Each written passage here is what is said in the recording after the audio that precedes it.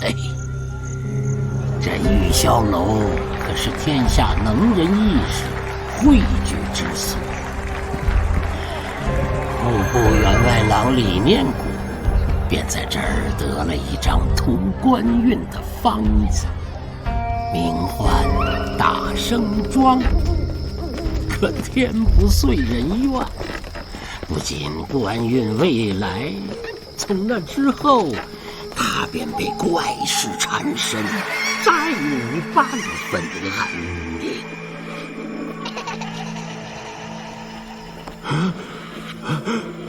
停！大人，怎么了？婶婶，你听，有孩童的液体声。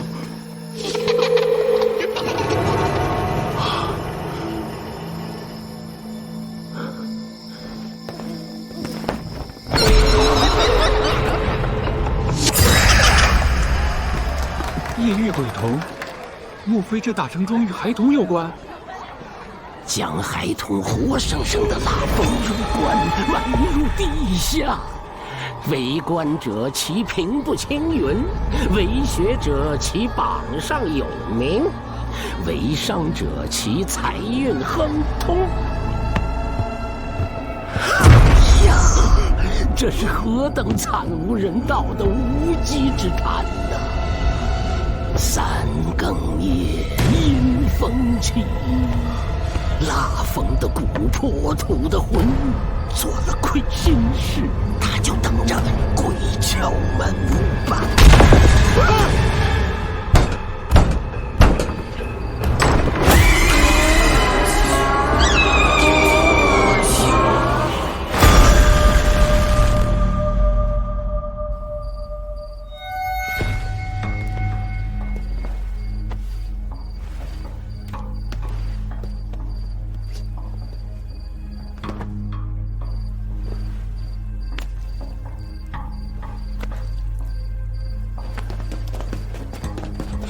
大人，他又来了！谁呀？这么着急忙慌的？我呀，不想见我吗？哎呦，有意思啊！喝一口。你还有没有同情心啊？当然有同情心了，但是我同情的人是你啊！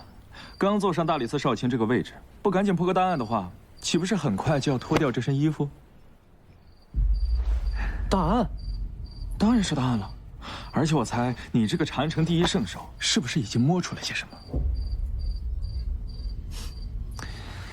这也正是我疑惑之处。此子乃是死胎，诞下已有月余。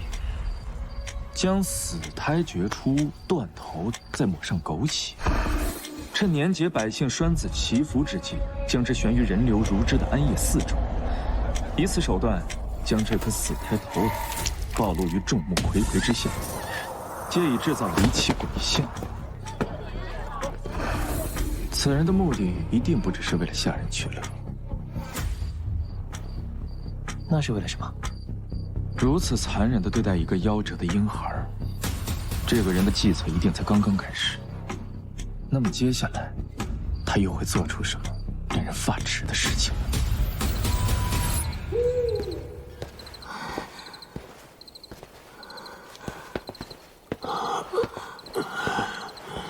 父亲，你可算回来了！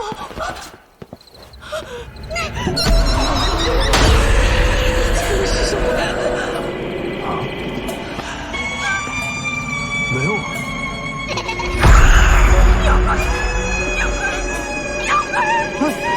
夫人，是我呀！别过来，你别死！是我，夫君呐！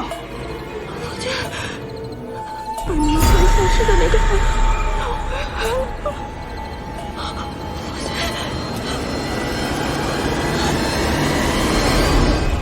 别瞎说了，明日请神师做场法事就好了啊！我们早点休息吧。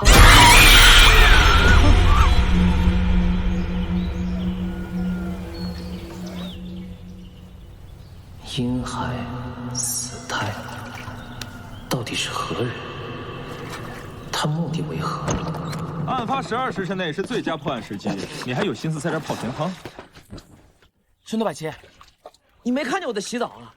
死胎的来源已经查清楚了，是来自于户部员外郎李念谷的小妾，叫红袖。穿上。这是大理寺，谁让你进来的？说去。昨夜我跟小木娘子查了一整夜，把整个长安城所有的吻会全都问了个遍。月余前，只有红袖一人诞下了个死胎。穆桂仪可是我大理寺的人，你怎能擅自调用？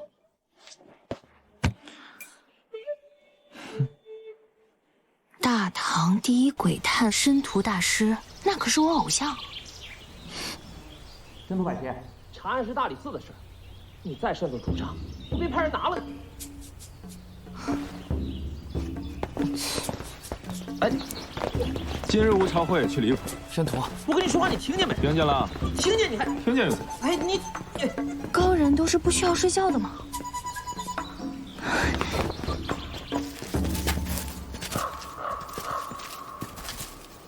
戴少卿，这里便是我那未出生的孩子进儿的所造之处。李大人，得罪了。开挖。不用挖了。为何？这个泥土被人翻动过。不过没关系，只要他来过，就一定会有线索。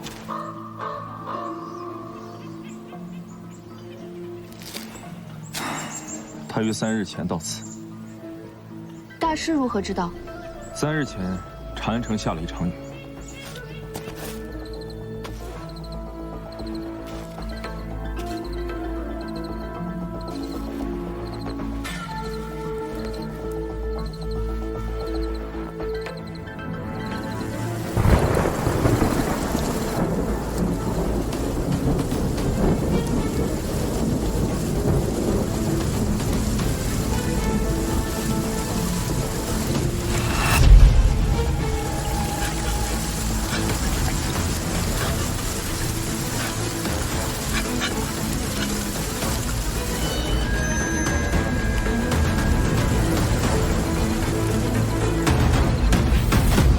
身长5尺7寸。他被葬于此地之事，都有何人知道？也就只有府上几人知情罢了。5尺7寸，难道是他？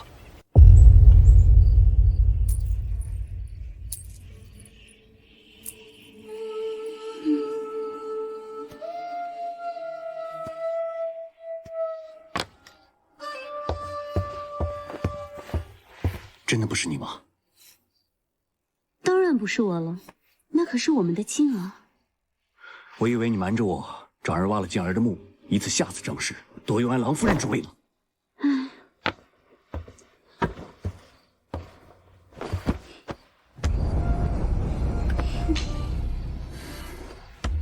我呀，对李念谷的钱感兴趣，对他这个人是一点都不感兴趣。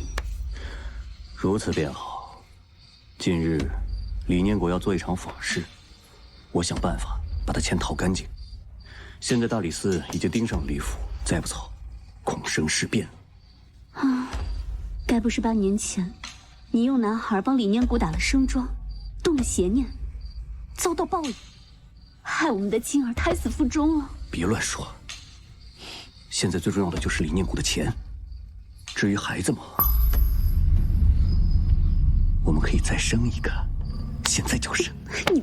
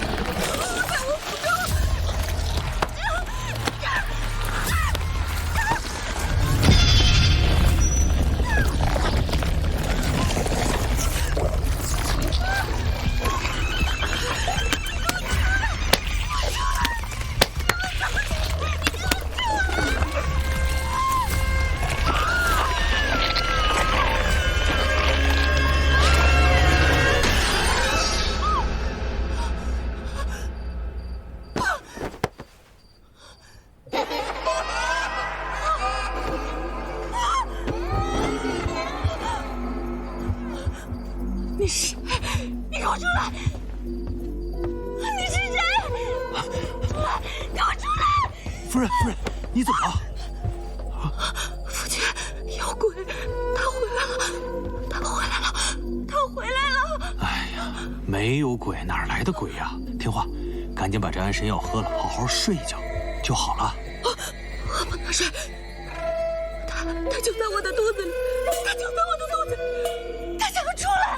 你别再平添麻烦了，好不好？你要不做亏心事，就不怕鬼敲门。你，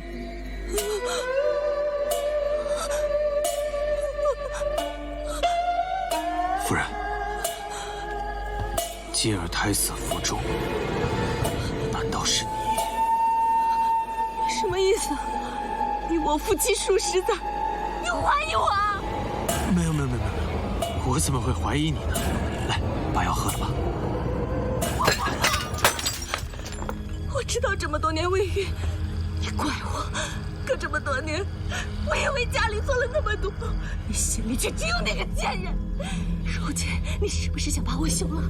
啊，所以才往我头上扣石盘子，是不是？夫人，我从未怀疑过你。府里今日已然不太平，你就莫要闹了。好好休养，我再拿一副药过来。你这是给我喂药，你安的什么心？都想要害死我，你们都想要害死我！李念谷，你倒不如直接将我杀了，一了百了，好将那个狐狸精扶上正位。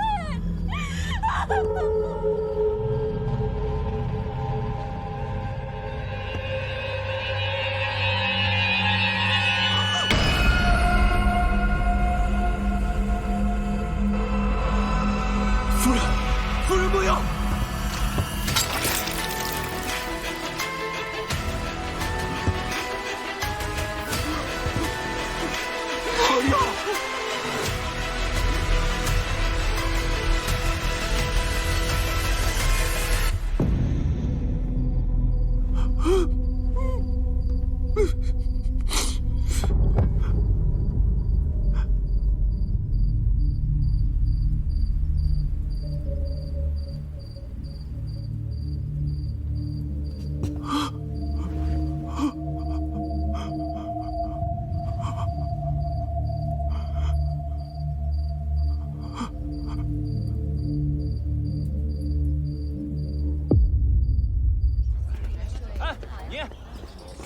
拿到厢房去，再快点啊！还有一个呢，快！哎，你去那边，赶紧把那个水给我端来，听见没？啊，快点啊！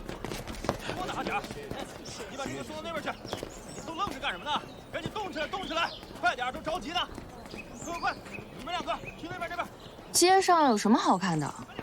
你是不是也觉得李府也有问题？李府今日真是格外的繁忙啊！寿材，李七张氏被下，夭折婴儿被刨，这寿材又是给谁准备的呀？小心一点啊！听见了吗？赶紧！有意思，走啊，去看看。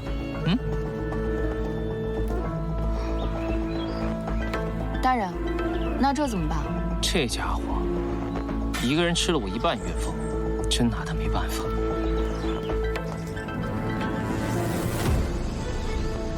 张氏莫名横死，此事越发诡异。莫非真的有鬼啊？有我在，你怕什么？事情越诡异，李念谷越害怕，对我们只有好处。那这场法事就有劳神师您了。放心吧。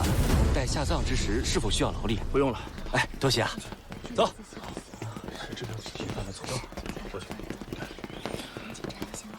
有人去世，不摆灵堂，摆法堂；不做白事，做法事，有意思。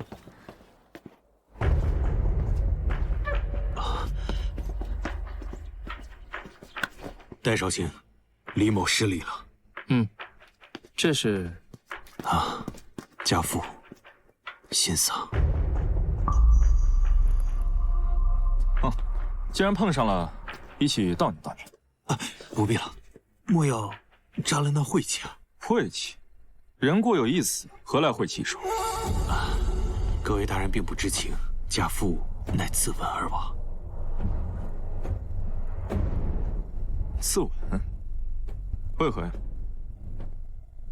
家父近日屡受惊吓，心神不宁，精神扛不住昨夜如同坠了魔杖一样。难道大人不觉得此事有蹊跷，认定夫人只是受到了惊吓？蹊跷？尸体在何处？大人，随我来，请。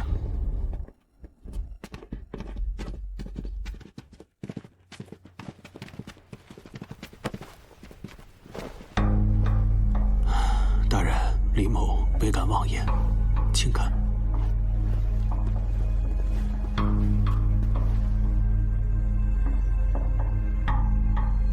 立即从此处刺入，划开脖颈，观其伤口起端深，逐渐变浅。这是因为失血和痛苦加剧，使力量逐渐减弱，符合自刎的特性。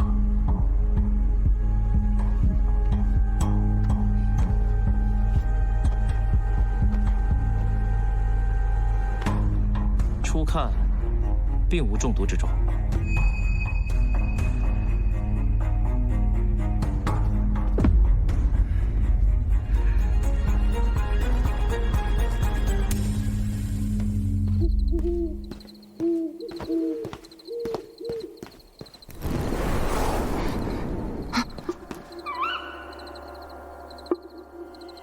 大人，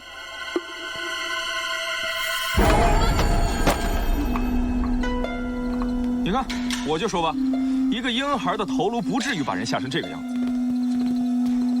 可张氏双瞳扩散出血，确实是惊惧而亡的表现啊。那就是其他的原因。不过洪秀腹中的死胎肯定跟张氏有关，用这个头颅来勾引出张氏心中的鬼。是洪秀，还是其他人？张氏的尸体还得细研，不愧是一双圣手啊！这骷髅头竟然做得如此逼真。不过，小孩有这么多牙齿，你在质疑我的技术？要不我下次帮你做一个？哎，不用了，谢谢。真的，叼一个嘛，下次我帮你。不用，啊，不用，别客气。我们今天还查不查了？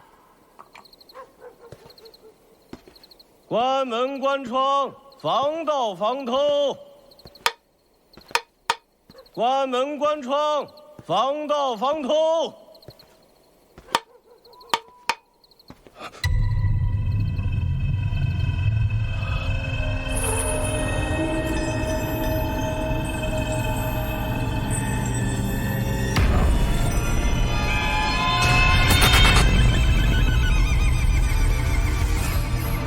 金石头，你是金石头！鬼啊！有鬼啊！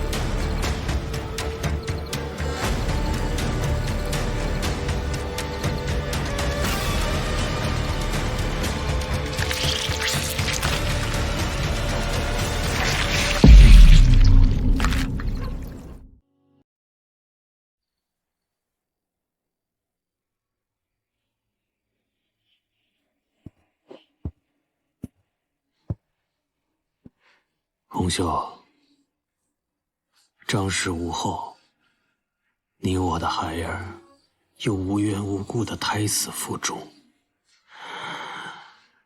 其中的各种原因，我心里是清楚的，让你受苦了。如今张氏已故，所有的一切，全部都过去了。从今往后，你，洪秀，就是我李府的夫人了。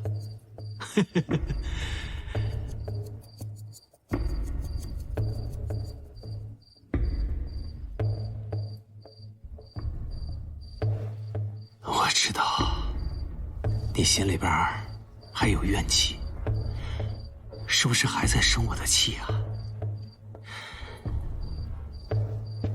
这些日子，鬼婴的事情一定把你折磨得烦心至极。我知道，继儿也是我的孩儿啊，我也心疼他，我也舍不得他呀。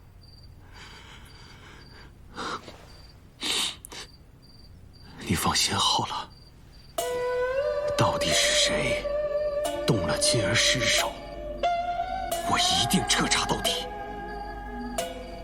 我李念谷定会让他血债血偿。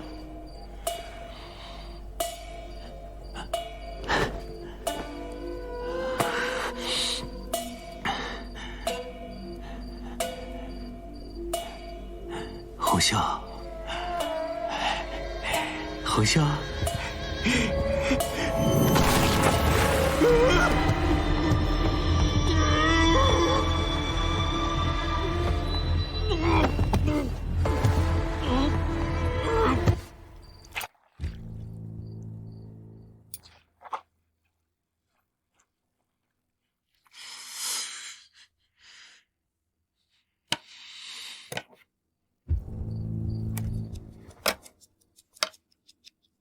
死亡时间在1个半时辰前，亥正时分，致命伤在后心处，刺入上，刺进了心脏。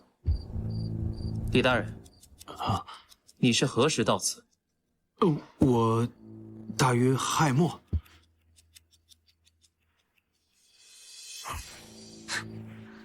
区半个时辰，连杀人带割头，再将现场打扫干净，绝无可能。你是说，此处不是案发之地？是何人，是何物，能将他引出去？会引向何处？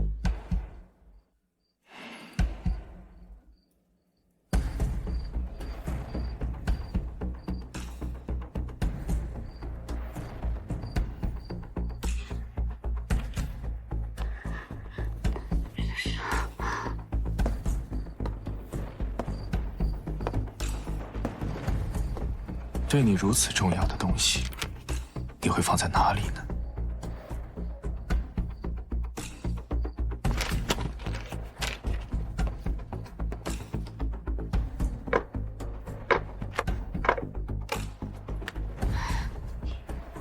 哎，不行。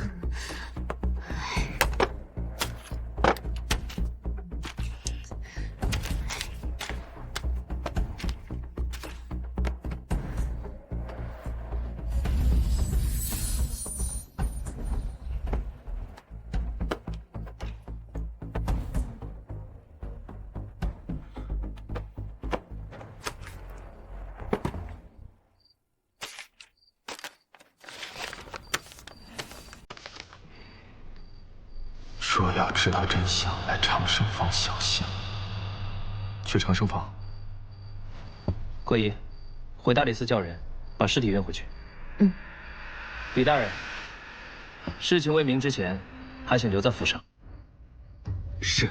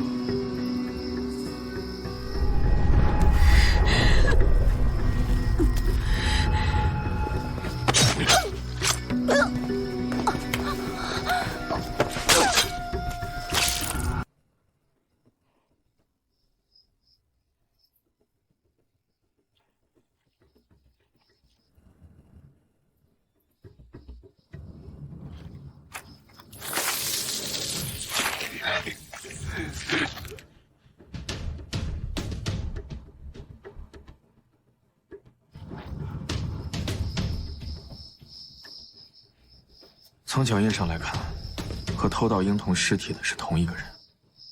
先是张氏，再是洪秀。你觉得这个凶手最终矛头会指向谁呢？怎么，连我们大唐第一鬼探都被难住了？面对张氏的死，李念谷的态度成谜，直到洪秀被杀，他才来报案。李念谷身上一定有密室，凶手是在逼他说出来。张氏的尸首要赶在下葬前，还需细研。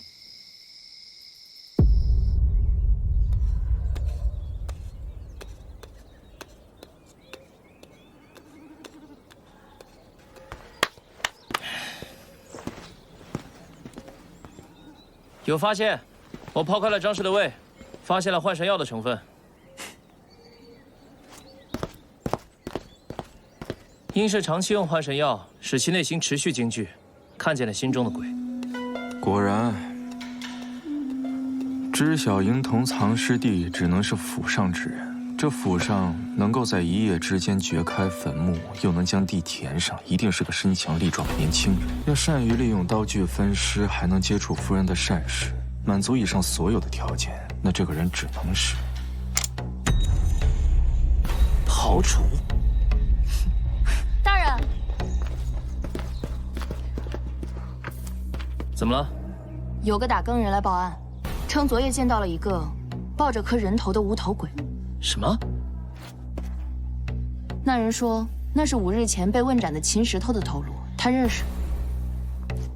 秦石头是李念谷府上的佣人，因谋刺李念谷，便判其斩刑。又是李念谷。昨夜何时？亥初。亥初。洪秀死的时候是亥正，李念谷去的时候是亥末。你怀疑洪秀是这诈尸的秦石头所害？所有证据的关键点全部都指向洪秀。那么这个凶手和洪秀到底有什么瓜葛？桂一，把秦石头案的所有卷宗都拿过来。是。戴少卿，我府上确实有一名庖厨，身长如申屠神探所说，大约有5尺7寸，名唤刘牧。但在几日前，他便已经告病还乡，所以府上一直没找到合适的庖厨，这里便是一直这么空着。他何时起在你府上做工？大约半年前。一个庖厨，李大人为何记得如此清楚？大人有所不知，我家夫人喜吃淮扬菜，我找了许久才找到这个庖厨。他做这个淮扬菜确实比较拿手，所以我印象颇深。只是没想到啊，竟然是引贼入室了。我听闻，大人与洪秀也是相识于半年前，是吗？正是，但是洪秀与刘牧应当无甚联系啊。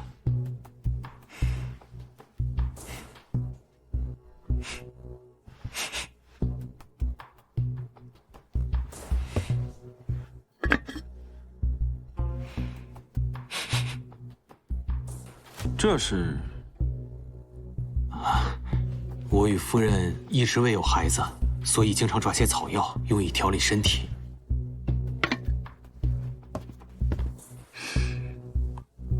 是幻神药。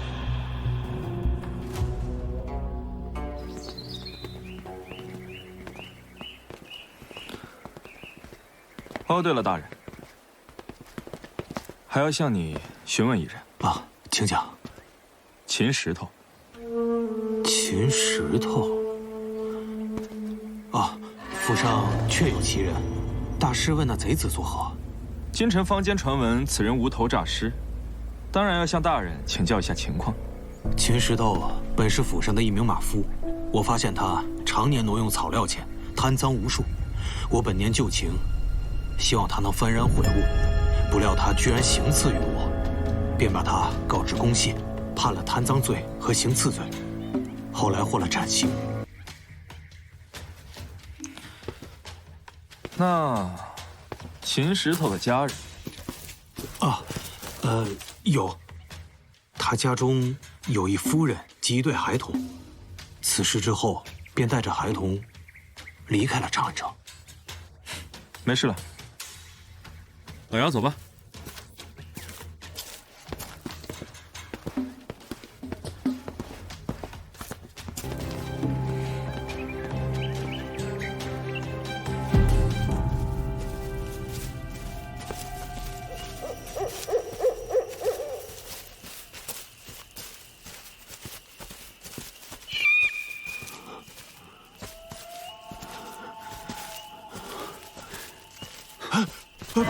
你看，难不成真是诈尸？这是为何？你不说都安顿好了，万无一失的吗？我只用他的孩子给你打胜状，他为何被砍头？难道你自己不清楚吗？你说为什么杀他？是你说的，要拿他家的龙凤钗打上盛装加以镇压，镇压到什么地方去了？自从半年之前第一个南通盛庄打下之后，我不但官位未升，这怪世道一桩接着一桩。如今，先是鬼婴，把我们李府上上下下折腾得天翻地覆的，然后呢，张氏还有洪秀莫名的死去，我2个夫人都死了，这么下去，李府都快死光了。现在又出了一个什么无头尸诈尸，我给了你这么多银钱，钱花到哪儿去了？难不成是你布了这个局，想谋害我不成？你想说什么呀？你是……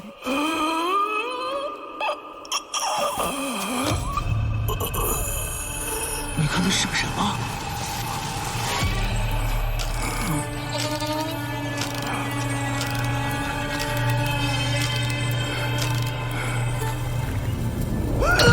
青石头，看脖子，好疼啊！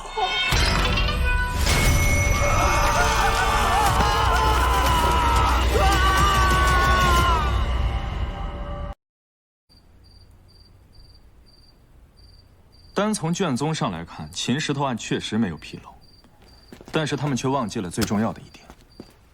是什么？李念谷家住东市，理应由万年县管辖。可是此案为何由长安县所断？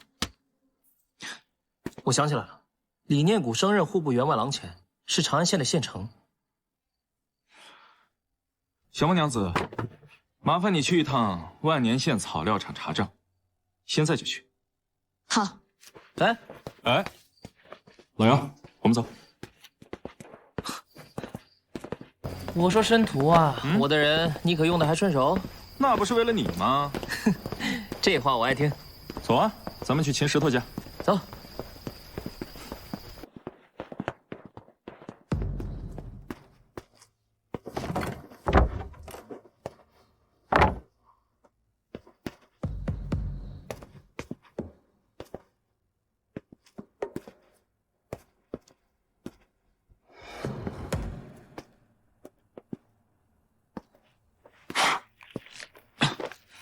老姚，你看这一屋子灰尘，有什么发现吗？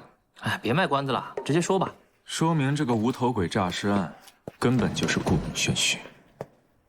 为何？为何？啊，如果是你诈尸了的话，你能不回家看看吗？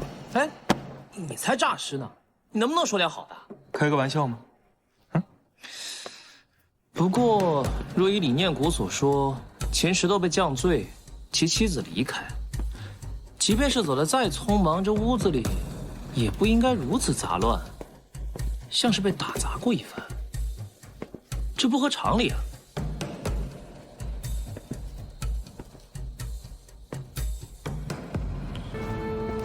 当然不合常理，因为他根本就没有离开长安城。啊，这是婴童的尿介子，秦家有一对婴童，做阿娘的，就算落下什么，也不会落下这个。那如果没有离开的话，那他去哪儿了呢？谁？什么人？看来有人盯着这里啊！一座空宅子，竟然也会有人盯着，说明这个宅子里有他要的东西啊！他要什么，我们给他便是了。你是不是又有什么鬼主意了？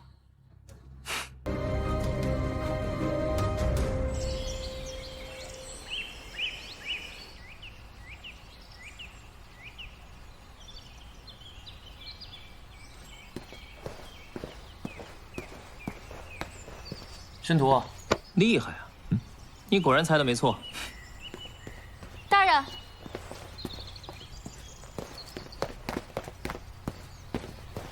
大人，大师，草料厂的账目查清楚了，秦石头确实并未侵吞草料钱，他是被诬陷的。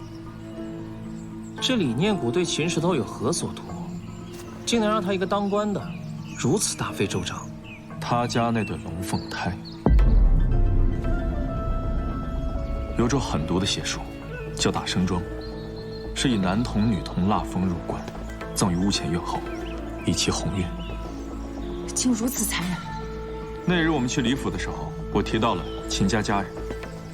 李念谷不由自主地望向院中树下那块石头，那个石头上刻着老虎。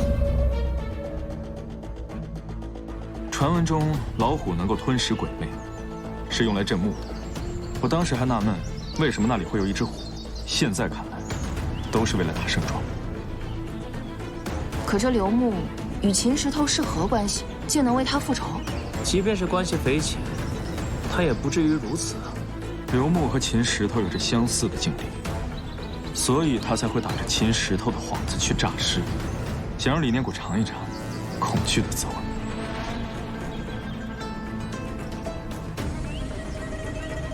如果我是刘牧的话，我会在哪儿呢？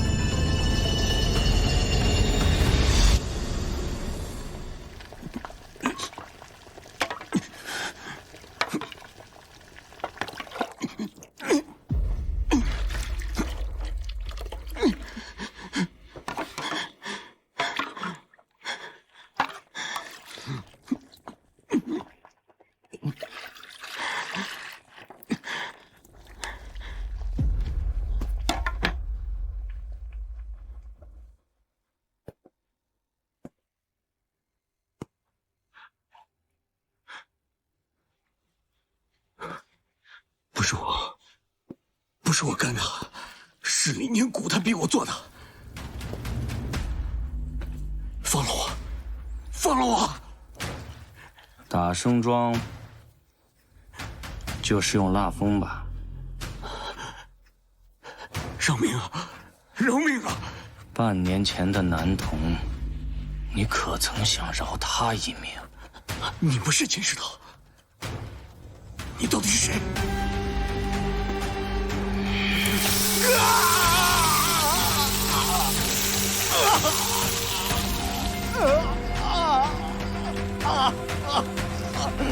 半年前我阿弟也是如此被你折磨的吧？他的内心也如你此刻这般恐惧吧？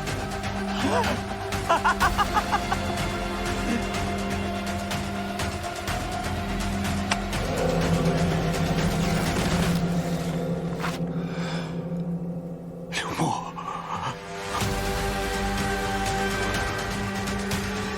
你就下去陪我阿弟吧。恶鬼，畜生，去死吧！去死吧！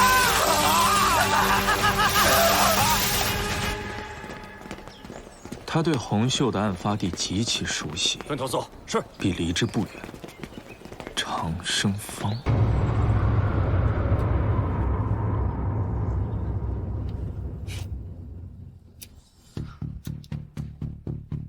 刘牧靠的是一手淮扬菜才混进了李府，那既然要经常练习做菜的话，他所住之地必定毗邻四市。既然要做淮扬菜，那肯定要找淮扬人食材，这样才能打出名号来，让李念谷发现。所以，街道两旁的淮扬商铺。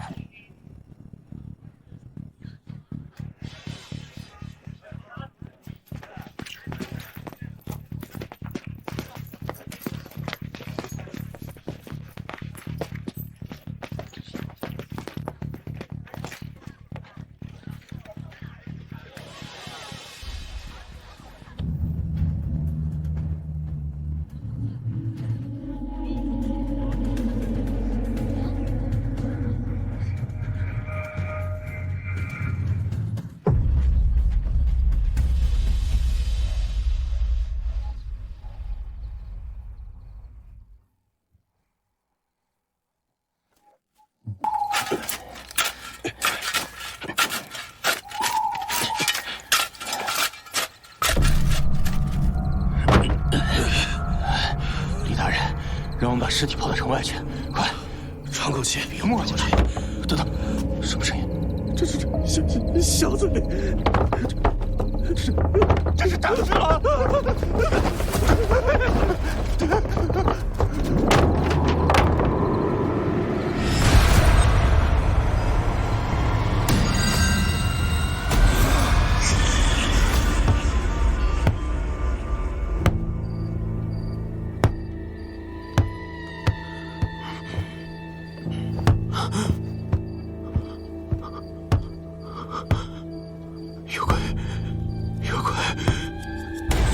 有鬼！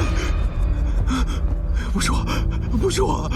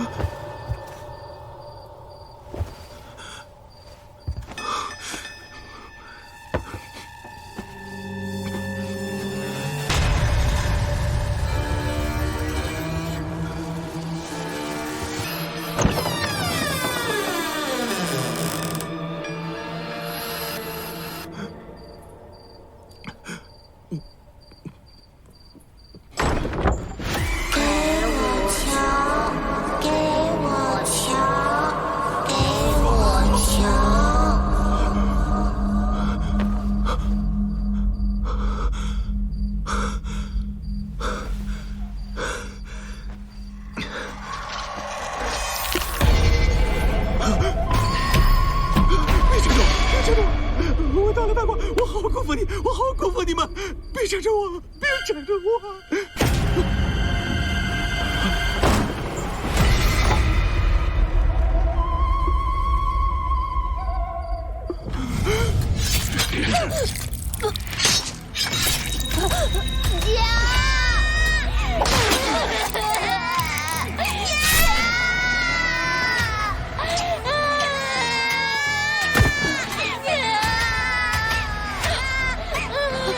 这里不会有人再来了，就埋在院中。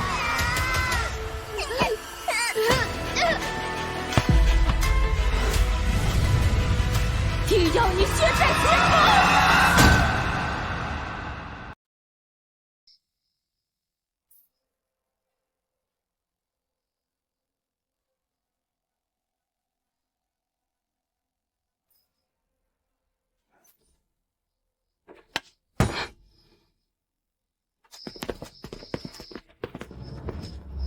大人，就是那个房间。人惊了没？未惊，属下亲眼看着刘牧进去的。抓。喏。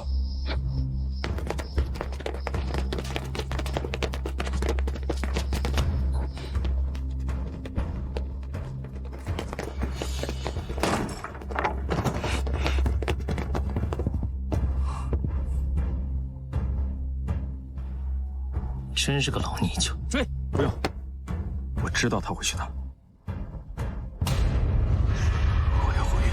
我要红云，我要红云，我要平步青云，我要平步青云。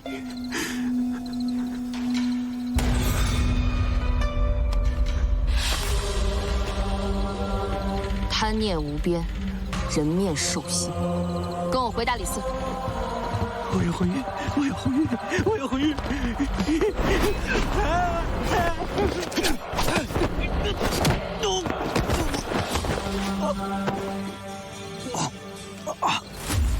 刘牧，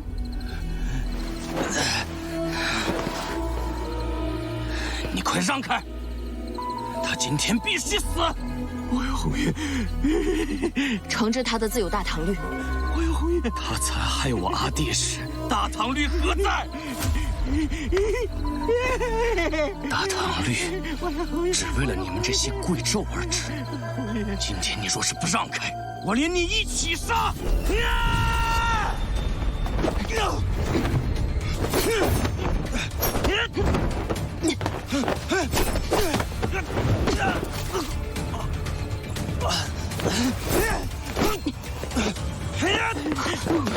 去死吧！给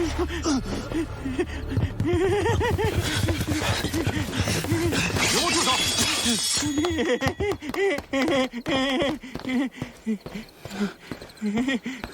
刘墨，如果我没有猜错的话，你的亲人是不是也？我要后运！我要后运！我要后运！我要后运！我要后运！我要后运！我要平步青云！平步青云！我要后运！后运！哎，阿弟要是喜欢，以后阿兄再给你买啊。好。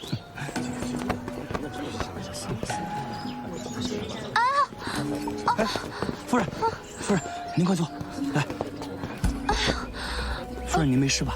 啊，小郎君，我腹疼，能否帮我抓服药来？啊！可是我……啊，小孩我来帮你看着，放心，我不是坏人。哎呀，小郎君，快点！阿弟，你就在这儿乖乖等阿兄，别乱跑，知道吗？阿兄去就来，好吗？啊！你在这儿等阿兄啊！就在这儿等阿兄啊！来，夫人药。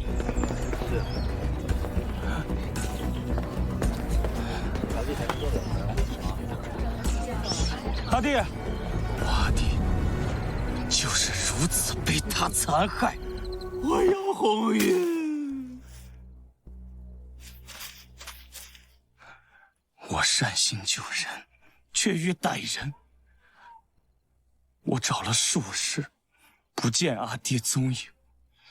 偶然间发现，那个女子竟是李念谷的妾室。我要平步青云！那为何不报官？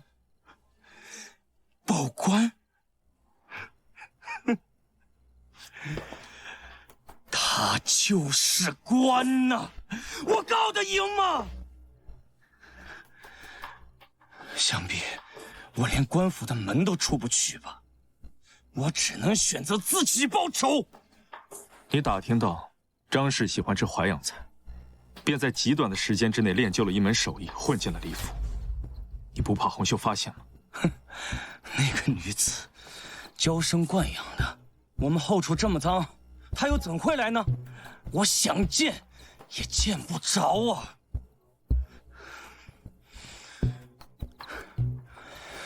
即便我待在这李府半年之久，我仍找不到阿弟踪迹。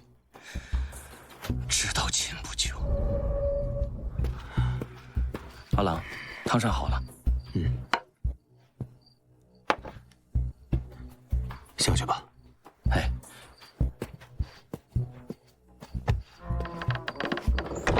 沈氏，为何南通的盛庄大家足足半年有余，我依然官运不济，只剩那么一点点而已啊！放心吧，大人，我为大人找到一对龙凤生桩，一个落在院前，一个落在屋后，可保大人无虞呀。哦，从何处寻到的这龙凤之胎呢？就在大人府上。好，好。洪秀的死胎是你挖出断头，用来恐吓张氏的。是。那你为何要杀害张氏？你天杀的神师，就是张氏引荐于这贼人的。我要红玉！可是他不知自己是引狼入室，神师与洪秀本就苟合，为的就是李念谷的家产。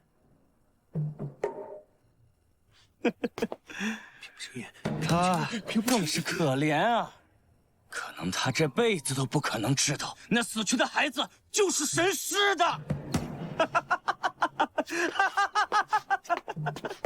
报应啊！报应啊！如此说来，你也应该知道，洪秀胎死腹中是何人所为？当然。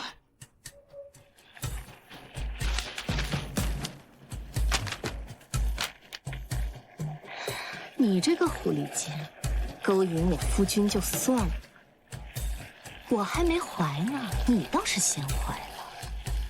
不过，我看你是没有这个福气生出来了。红云，我要红云，我要平步青云！挖开！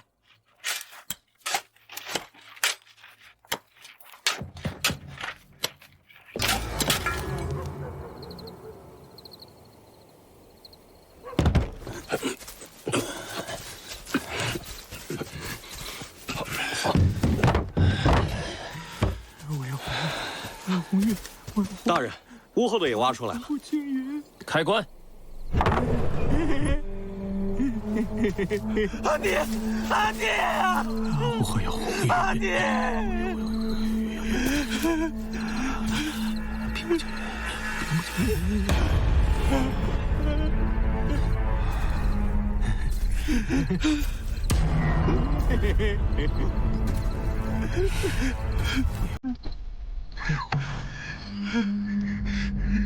让我平步青云。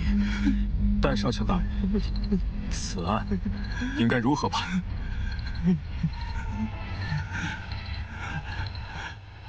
理念惨无人道，罔顾人伦，行天人共愤之事，斩！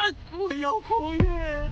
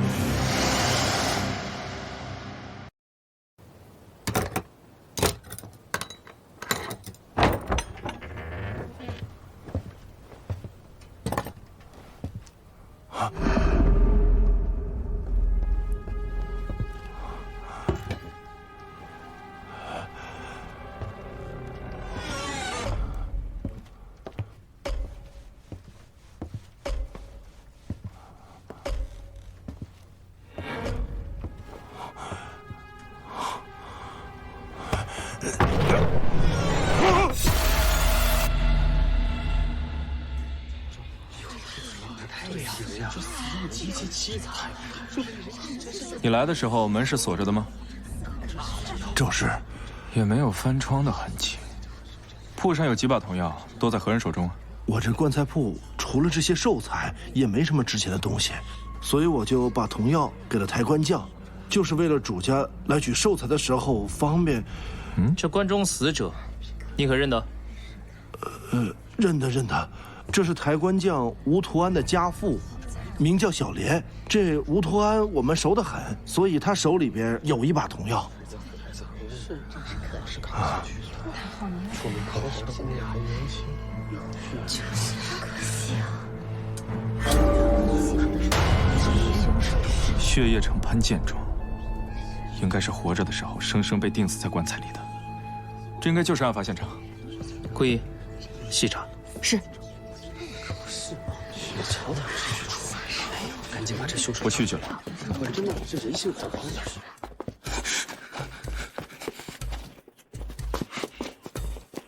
瞧一瞧，看看来，看看了。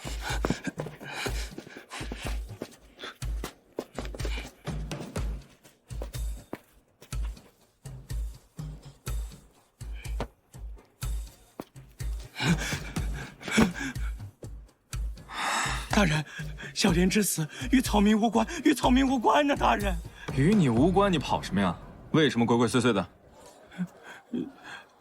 邪祟，有邪祟啊！大人，小人怕沾了邪祟。邪祟？对，那日我与吴图安，就是小莲的郎君，我们一同为主家抬棺，偏偏就发生了怪事。关上中间，嘿！人走两边，哈！无人抬棺，嘿！稳如泰山，哈！孝子守灵吧，嘿！亡人慢行，哈！宽哥，你咋不验号的？棺里不是亡人，我看见了，里头是个纸扎。呸！行官之时，可不敢说这不吉利的话呀。是个纸扎，棺里是个纸扎，不行啊！这身子比较弱，小心点。哎，主家无事，当心看路。我等为孙家干完活，领了赏，吃了些酒解乏，就把这件事忘了。可谁知道，当天夜里。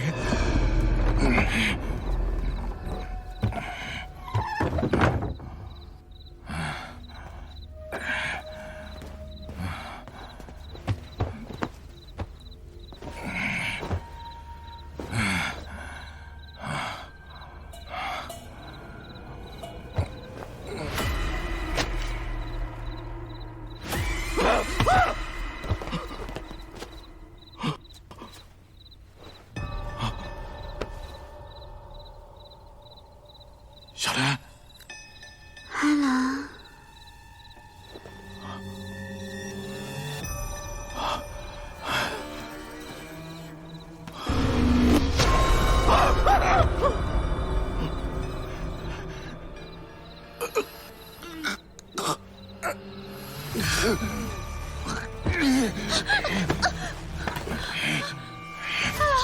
阿郎，你这是怎么了？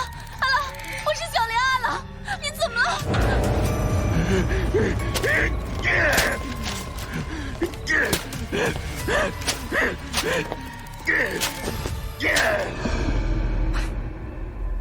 不如改日我在长安城中给你找个说书的差事吧。你这张嘴啊，抬棺真是可惜了。大人，草民不敢有半句虚言呀。虽非亲眼所见，但在我们抬棺人中早已经传开了，他定是中了邪祟。大人有所不知，后头发生的事更邪乎。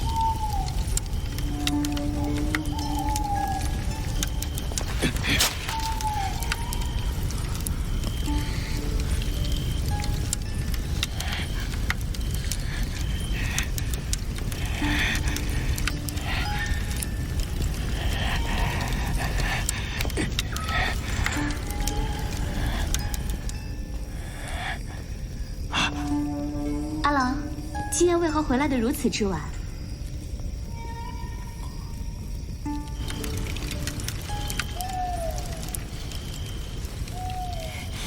阿郎，这院中烧的是何物啊？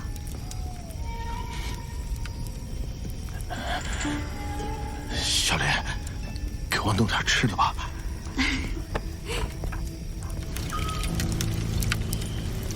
阿郎先坐，给你留了饭菜，我去取来。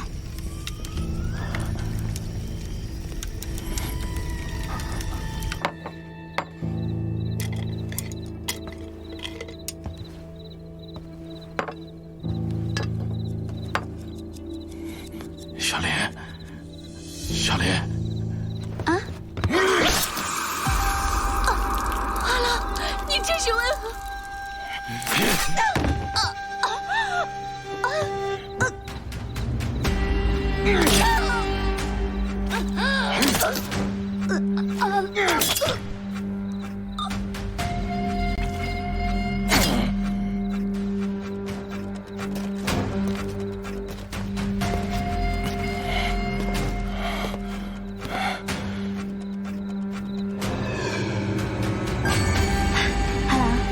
今夜怎么回来的如此之晚？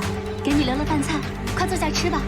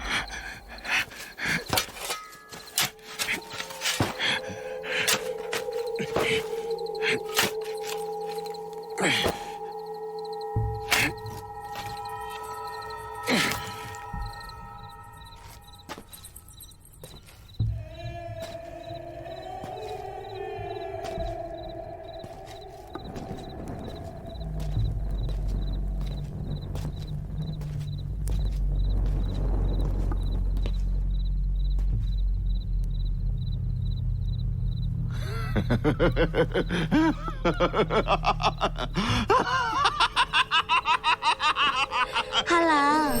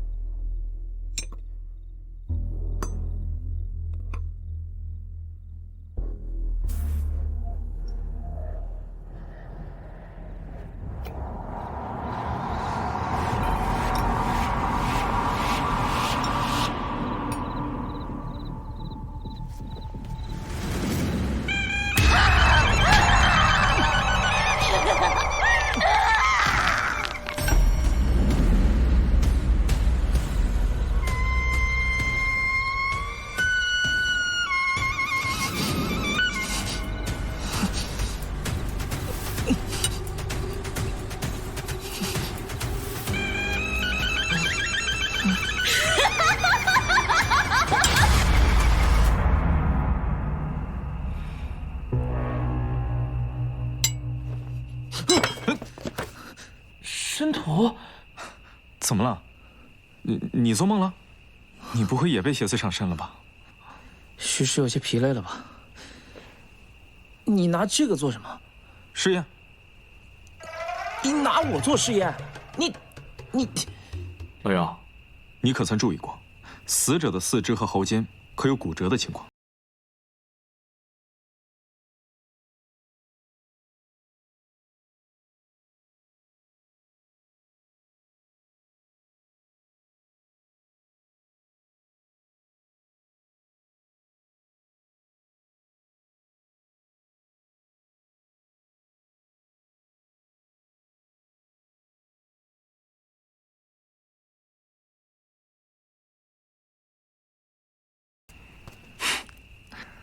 吴图安身为抬棺人，长须封棺，经常会接触到锤子和钉子，倒是很有嫌疑。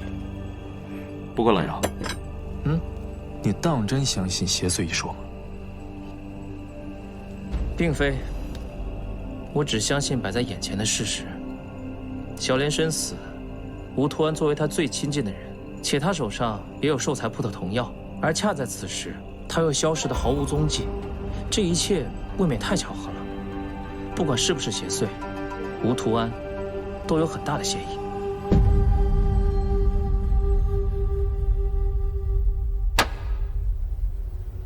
堂下可是抬棺人冬秋？正是草民。本官问你，死者小莲之夫吴图安，为人如何？图安这个人平时老实巴交的，从未与人起过争执，干活卖力气，话也少。他夫妇二人感情如何？可有嫌隙？未曾听过有何嫌隙。大人，我们抬棺人遭人看不起，没有女子愿意下嫁，他却讨了小莲这么个好家妇，我们眼羡得很。公堂之上，你所说皆属实。草民不敢有半句虚言。大人，有件事草民不知当讲不当讲。说。那日天未亮，抬棺前的确有件怪事发生。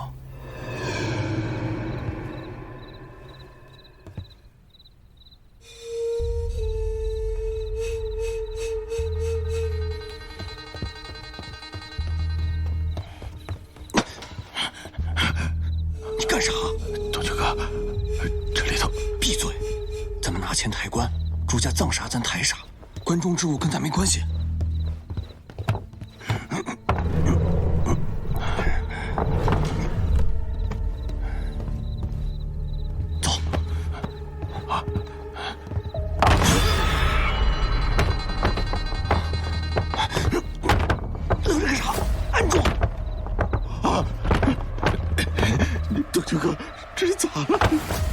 我问谁去？按死了！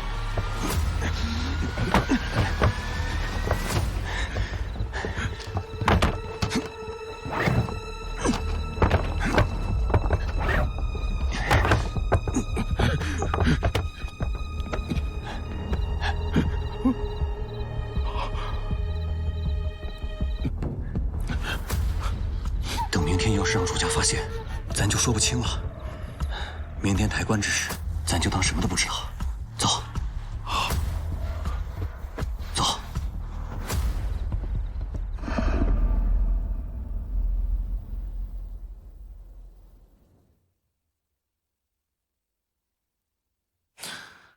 有意思啊！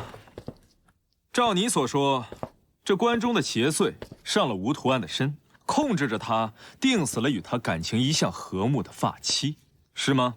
草民不敢胡说，可那关中也许真的藏着一个冤魂。哦，主家孙氏葬的是孙家小娘子妙龄。那日我从寿材铺取了棺木送往孙家，可那时妙龄还没有死。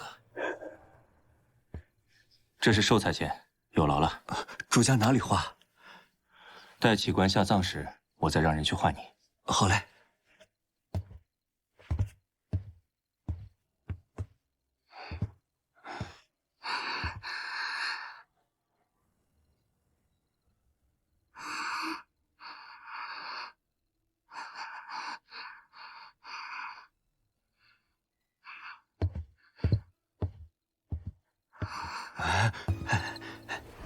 那日后，我好奇，便问了，说是叫什么燃寿之法，白烛下黄纸上写上别人的生辰八字，待白烛燃尽，黄纸便会烧起，顺着那根红绳，燃尽所绑之人的寿命。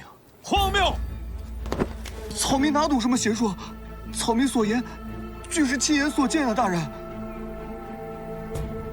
那副寿材，可是你亲手从铺中取出啊？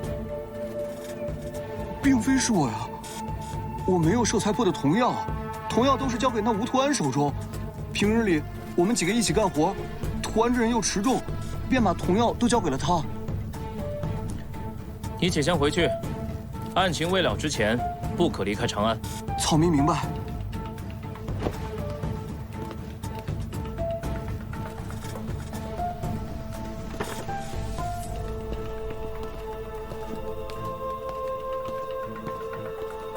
他说的几分真几分假？此话何意？你怀疑他？一个被郎君燃寿之法致死的女子，确实值得同情和可怜。这也坐实了冤魂邪祟，同时还将矛头直指了孙家。大人，大人，吴图安找到了，在何处？死了。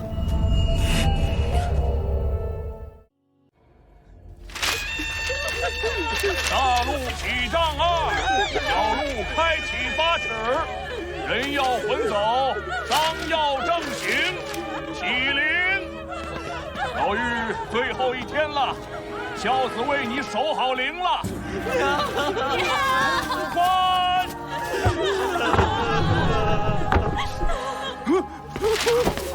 关里有人！啊！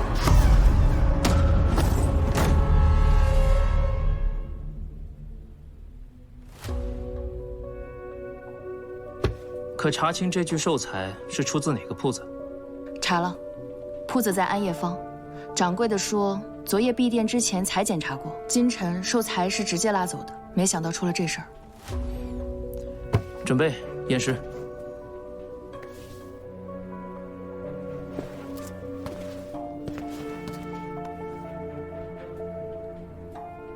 喷溅型的血迹，和小莲的死法一样，都是被风关钉活活钉死的，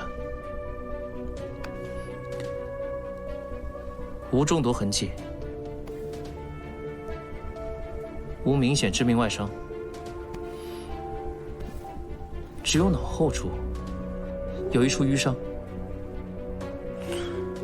那便是先用重物击打死者后脑，将其击晕，更是让伤痕不易察觉。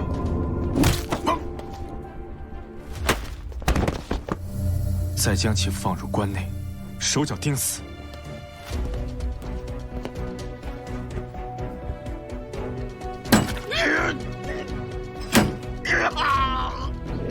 最后，再以风关钉钉入后夺命。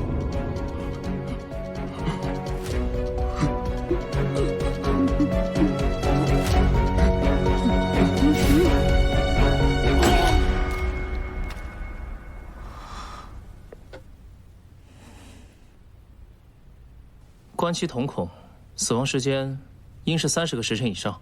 30个时辰，那便是说吴图安死在小莲之前啊。正是，当下之急就是要摸清凶手的动机，是为财、为情，还是为仇？桂叶，把那日抬棺的王三和安福找来，再审。是。哎，老姚，我能麻烦小孟娘子一件事吗？你平日麻烦的还少吗？假客气。我看您跟少卿大人就是谁也不服谁，又谁也不让着谁。这样，你呢就先这样，然后呢，我就是。王三，吴图安与你等可有嫌隙？并无啊，大人。平日做工所得钱财，你们是如何分配啊？谁找到主家，谁便多分一些。向来如此，也算公平。我们都认。你与吴图安夫妇关系如何？算不上好，也说不上差。除了做工，平时并无过多来往。你呢？我与他并不相识，此次也是被临时叫来帮工。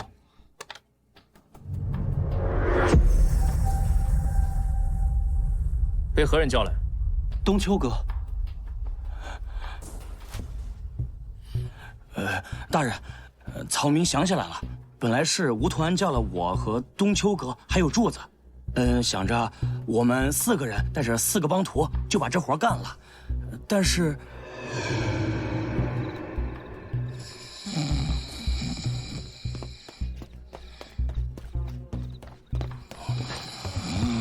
快醒醒，都别睡了，醒醒。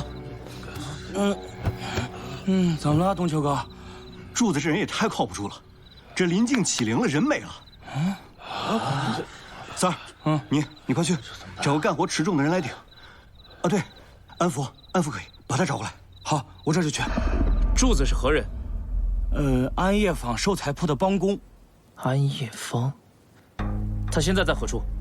那夜没有找到他人，之后就再也没有见过了。来人，去安业坊，把这个柱子给本官找出来。诺。戴耀卿大人，长安县赵知县求见。请。诺。戴少卿大人公务繁忙，下官便在此说了。前些日子闹得沸沸扬扬的邪祟案，与长乐坊孙家有关。那日起棺下葬的正是孙家小娘子孙妙龄。前些日子，长安县公械接到一起报案，说有一个人失踪。何人？孙家半子，妙龄的夫婿赵迪。公械找了好些日子，一直没有此人消息。下官怕贻误了案情，一听闻便立刻来报。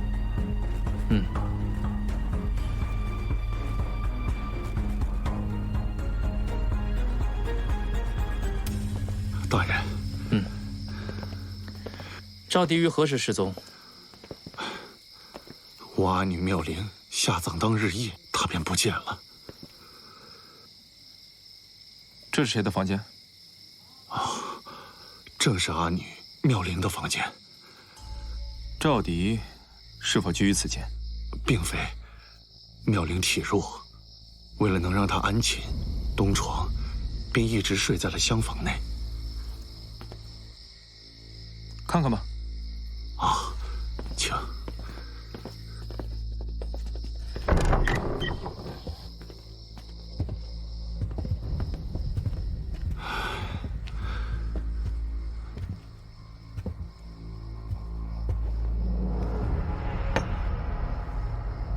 恋爱，可喜爱熏香啊？确实，阿女喜爱香六，东床便常差人备来，终日燃香。赵迪为人如何？不瞒大人，东床自入赘我家以来，大能耐没有，唯独对阿女那是极为上心呢。单说这香六，便是他差人辛辛苦苦才寻来的。老叟年迈体弱，终有不久于人世的一天。见他对阿女真心，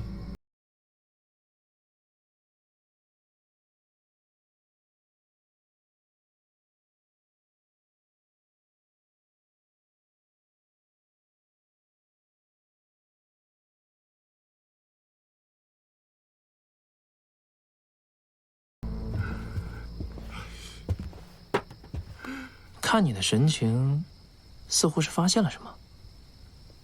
瞒不过你。要想破这些碎眼，恐怕还得从孙家开始查起。老杨，开棺断案吧。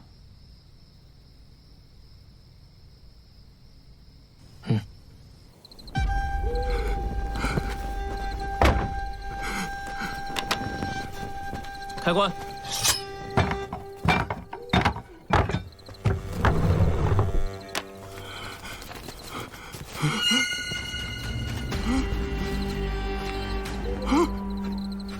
竟真有个侄子！这是为何呀？我的阿女呢？这到底是为何呀？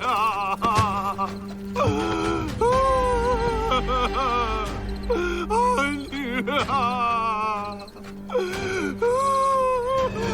抬棺当日，棺木可出现异动。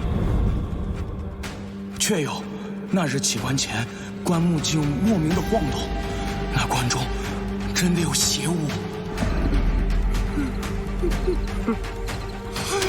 阿女啊，我的阿女啊！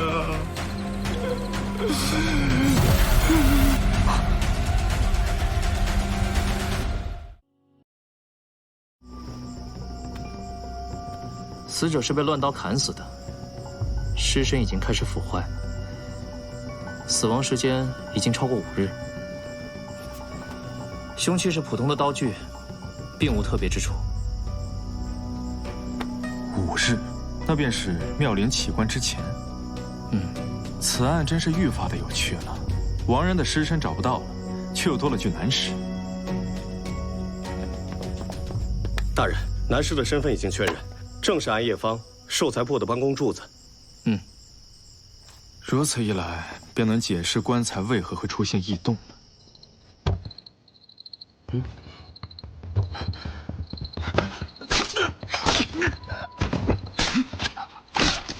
一定是柱子发现了什么不可告人的秘密，凶手就将其灭口，为了掩面，就放在棺材里藏了起来。而此时被塞进棺中的柱子并未死绝，待他醒转，想要推开棺木，却发现棺木被人死死按住，最终伤势过重，死在其中。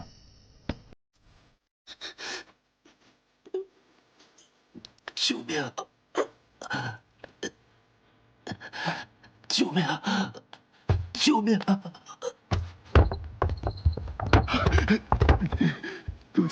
救命啊！我不行，走。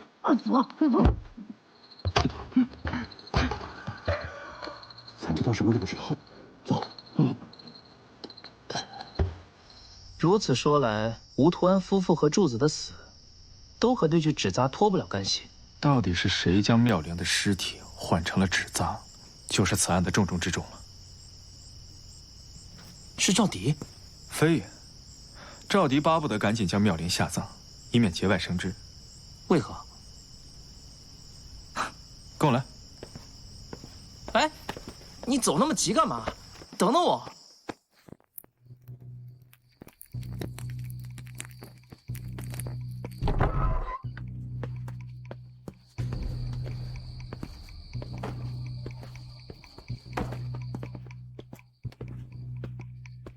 幸亏你身图百奇，是天下第一鬼探，而非凶犯。不然凭你的本事，若想犯案，本少卿想抓你也绝非易事。放心，那是剧毒。你怎么不早说啊？我这房间里都是杀人的东西，不过你放心，有我在，你死不了。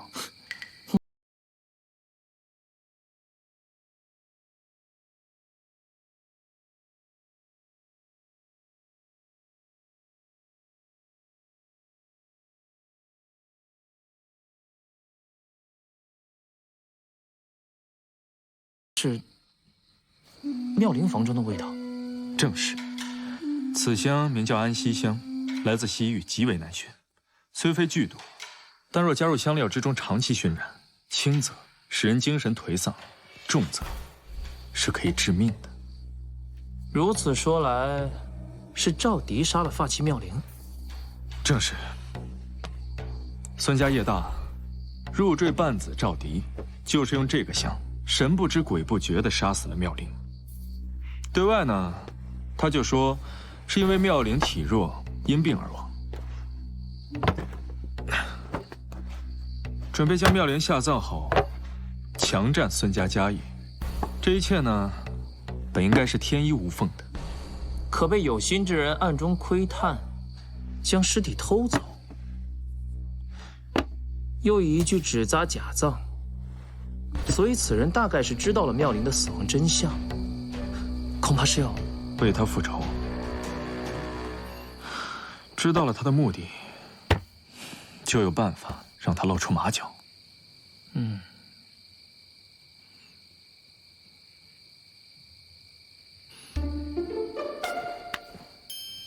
我脸上有东西吗？看着我干嘛？看的人怪翻毛呢。当然是要借少卿大人的圣手一用。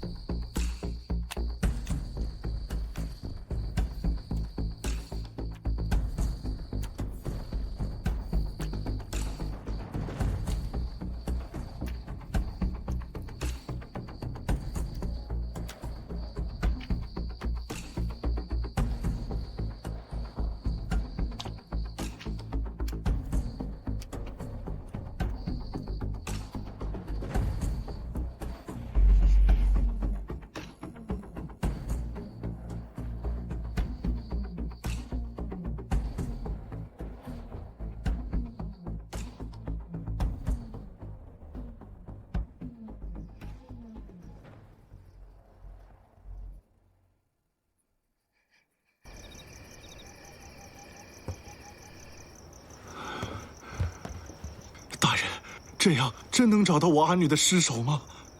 如今赵迪失踪，只要能找到他，妙龄的死因便能水落石出了。什么？大人此话何意啊？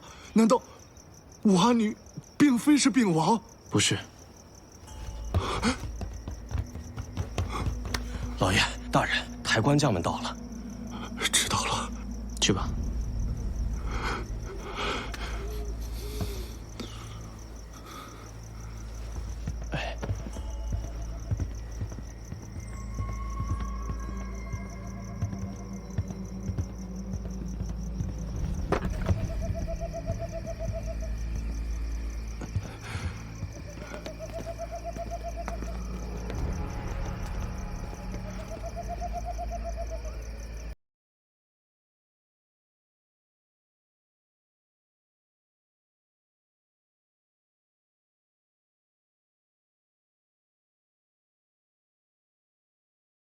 持重，明日启灵之时，就劳烦各位了。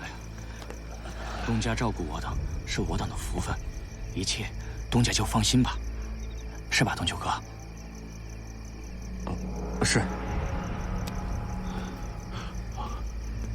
这个也说不上是定钱，全当老叟的一点心意。万望各位上心。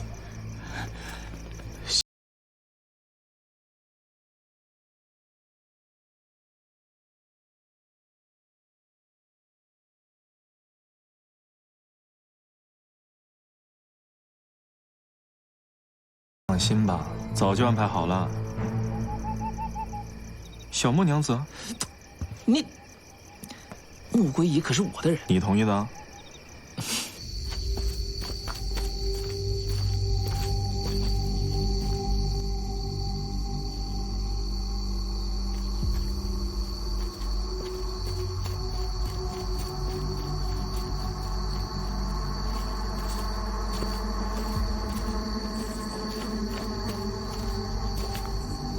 他为何会来此处？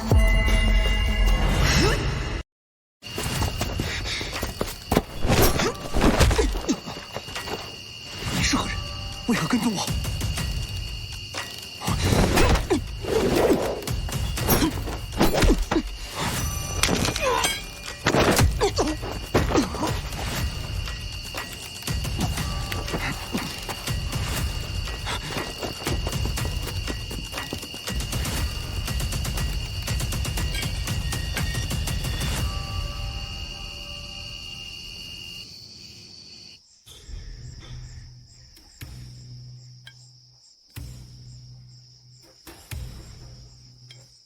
这短刀确实凶器无疑。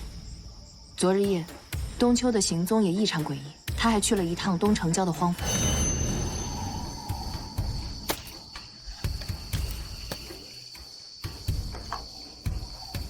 我来看你来了，过得还好吗？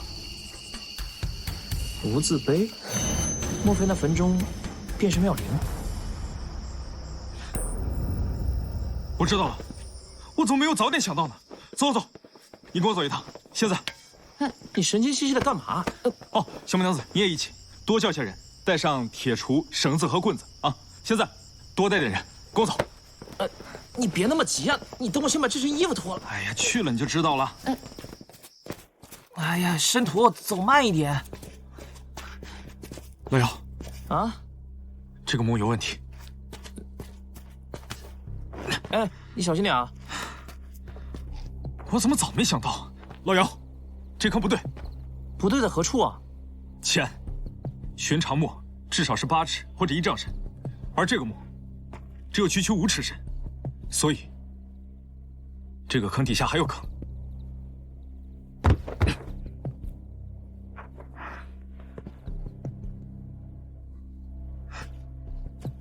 果然，这个土地有被翻动过的痕迹。来，拉我一把。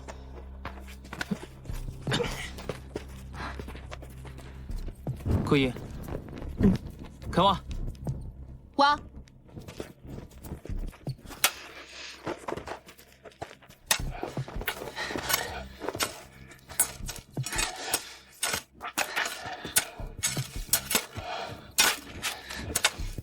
冬秋派人盯住了吗？盯住了。大人，挖到了。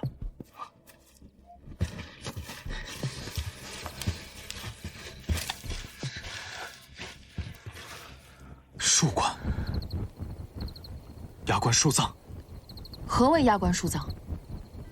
一种古老的诅咒邪术，以横棺压之，咒树棺中人永世不得超生。速速起棺。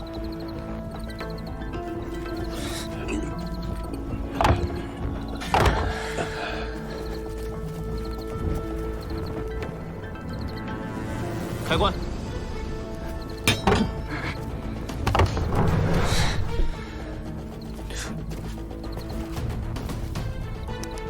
是赵迪。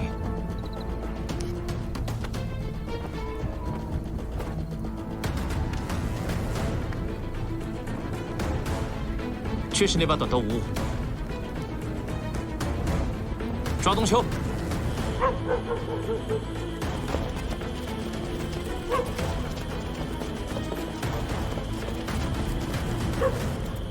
走。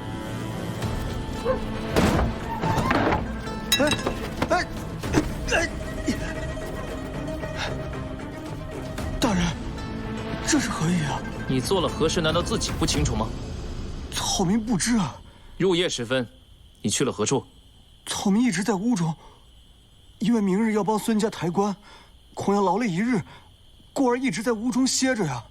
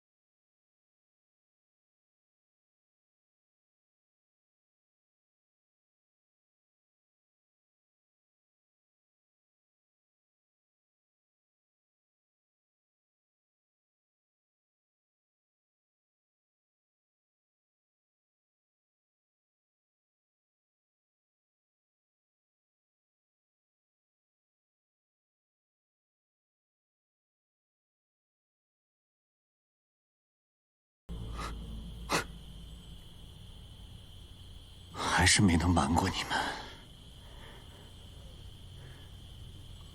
是我杀了赵棣那个畜生。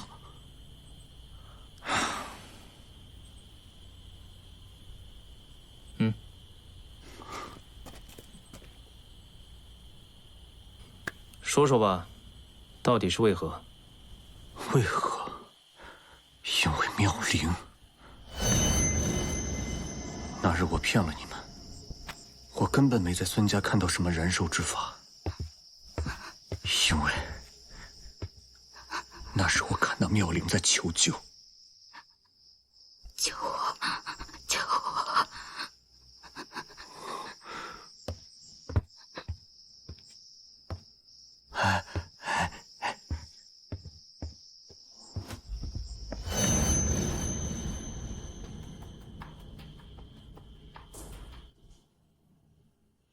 都怪我自己窝囊蠢笨。离开孙家之后，我才发现，妙龄嘴里说的是救命。我抬棺无数，见过的死人也无数。出殡当日只需一眼，我便能看出妙龄并非病亡。我思来想去，问题许是出在那香味上。我便想方设法从孙家偷了香料。我是个粗人，我根本不认得这些，找了许多人辨认。后来我发现，这香料中混着安息香。你和妙龄有何亲故？他是大家闺秀，我是过了今天没有明天的穷小子。我们能有何亲故？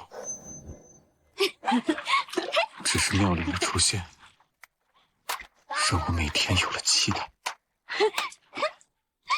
真是好玩，又两个人好玩。小心，你不嫌脏吗？这有什么脏的呀？身上的泥洗洗就掉了呀。我叫妙龄，你叫什么？我叫小姐。小姐，不好，管家来了，我得先赶紧走了。小姐，我们是好朋友啦，我下次再来找你玩。快回去，老爷找你啊！哎，我叫……我知道我没那么好的命，不敢痴心妄想。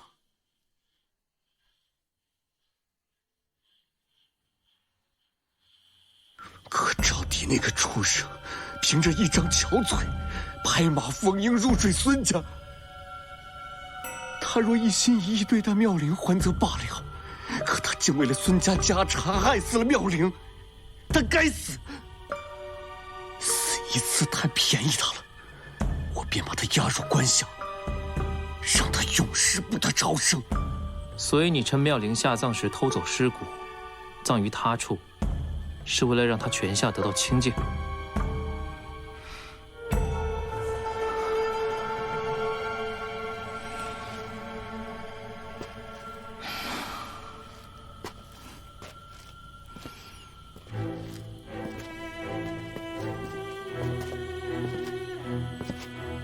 痴人呐，与你一般。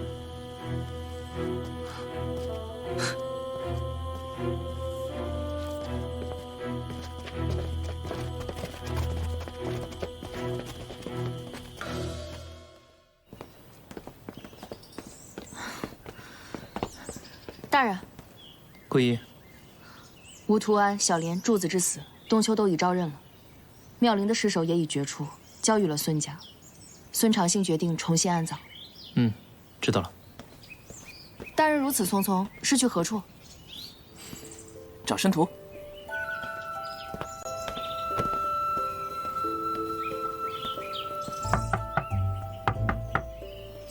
申屠，万灵乡出现了怪事，你去不去啊？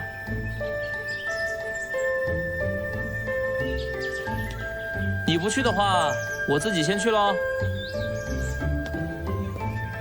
3、2、1。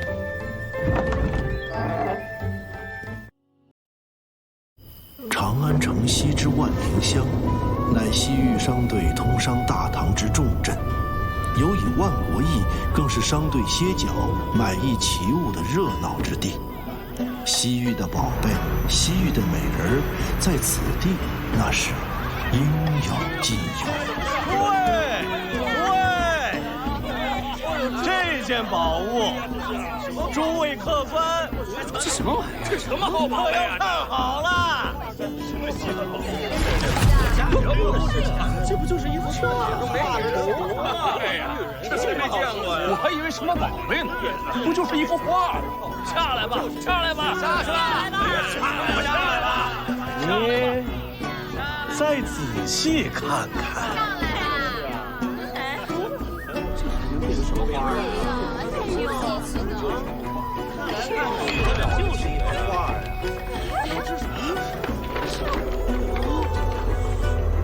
怎么了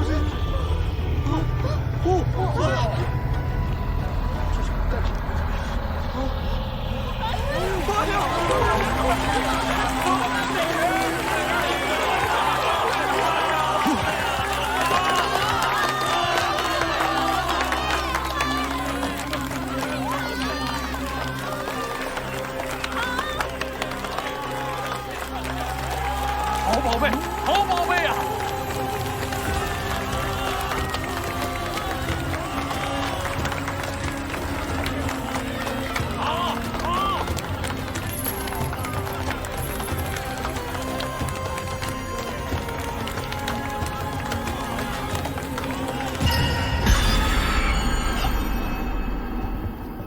叶城，发生何事了？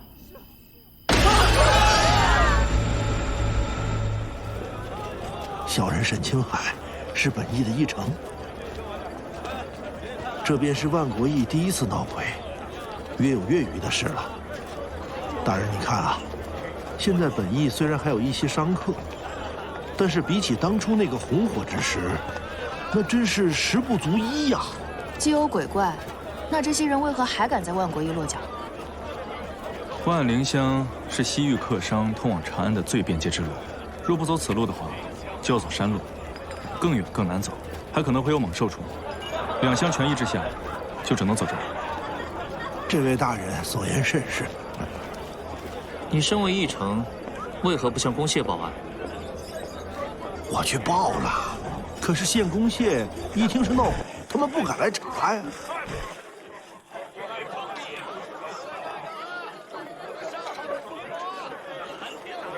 那就请您带我们去客商库房看看吧。啊，这边请。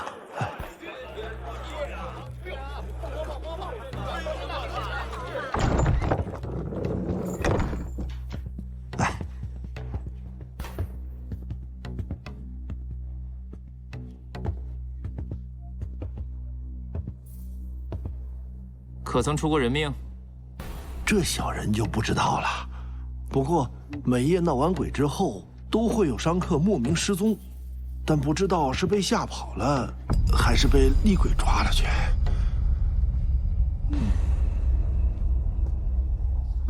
申屠，可发现什么古怪？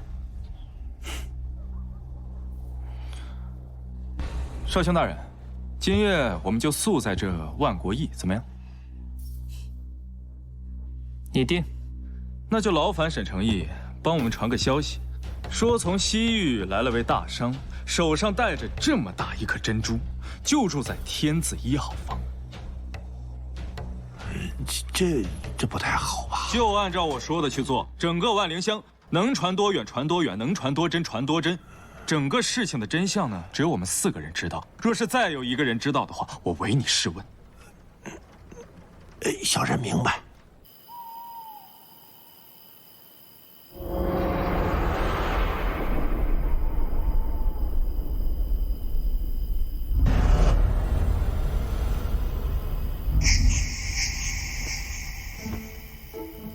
天下第一鬼探，如今所下之饵，也不甚高明啊。不是下饵，阳谋罢了。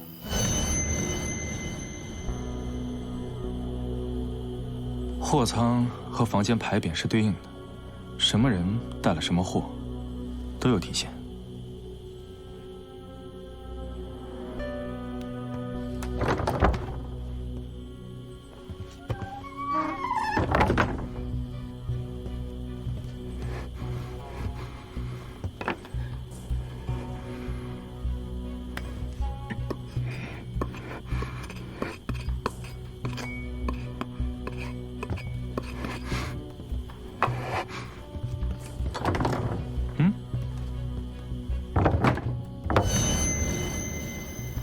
你是说有人监守自盗？没错，这世间哪有那么多妖魔鬼怪，不过是扮鬼杀人越货的小把戏罢了。珍珠的消息放出，若今夜有鬼前来，那便关门捉贼；若无人前来，那便是有人走漏了消息。那一臣沈青海，便脱不了干系。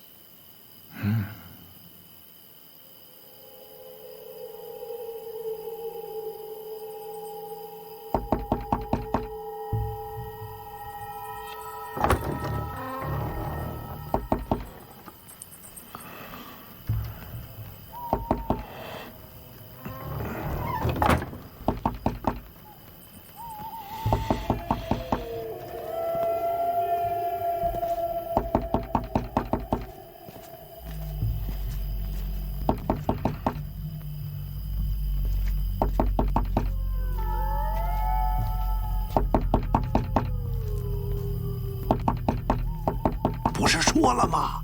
大理寺来人了，此地不宜久留，别敲了。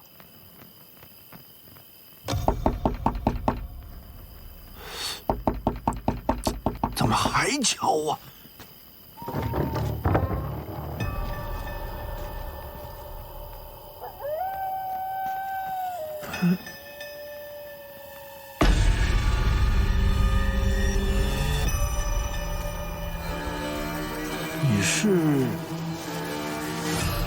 你不是灯命，鬼呀！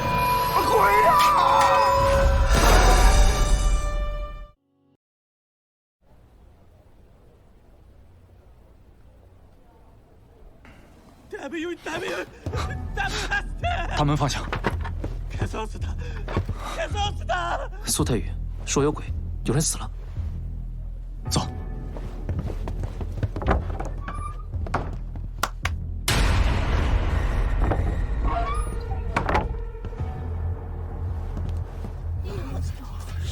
让一让，让一让！看着像七彩啊！这是，你瞧瞧。桂姨，拿我腰牌，快马去攻谢，让知县立时来见。是。谁发现的尸体？我。你发现了一具尸体，为何大喊有鬼啊？油灯灭了，有鬼啊！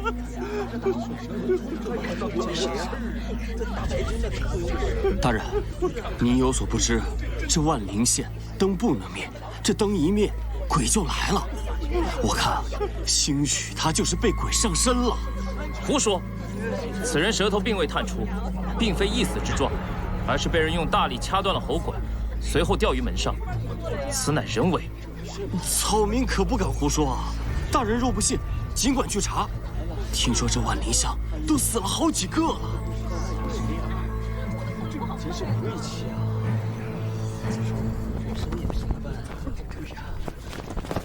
让一让。下官不知带少卿大人前来，有失远。万灵乡灯灭遇鬼，数人身亡之事，可否属实？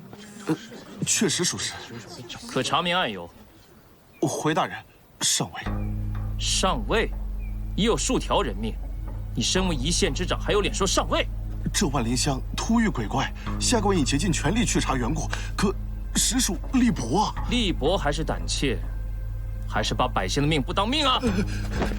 下官领罪，下官马上命人去查昨日万国驿所有来往人员，无论客商百姓，全部登记在册。还有，你们马上封闭所有城门，彻查一切可疑人等。没有目击证人，没有物证，就算查入役人员又有什么用呢？再说了，这也不是第一案，凶徒根本没有想逃跑，你封闭城门又有何用啊？那下官该如何办？请大人示下。从他查起。他？万国驿闹鬼，本质上就是为了抢到路过的商客和财物。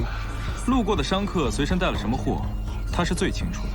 如今，不论他是被凶杀还是被灭口，都需要从他先查起。孙知县，去办吧。关于此人事无巨细，一一查明。若办得好，还能将功补过。下官明白。傅仪，你立刻去县里对照万国驿登记在册货物，查明货物是否丢失流入市场，若有，揪出幕后买卖之人。是。申陀，你我二人去趟万灵乡，看是何人在背后装神弄鬼。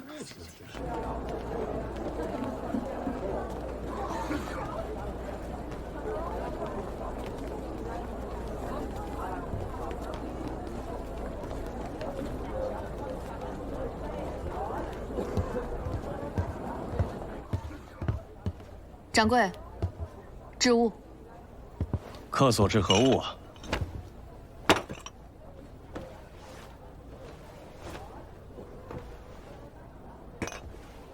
青釉皮囊壶，又是西域货。你这物实，小老看着和之前那些同路啊。老掌柜，此话何意啊？小娘子手拿此物，就问小老是何意？莫非你是在嘲笑小老？小女子当真不知啊。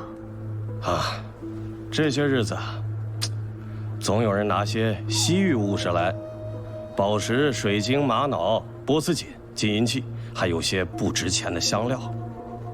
都是值钱？非也，他们倒不图卖什么高价，只图小老能给他现钱。如果小娘子若置此物，小老便把这利钱跟您说清楚。若卖，这价可是不高。劳烦掌柜，将这些西域货物都拿出来，给我一关。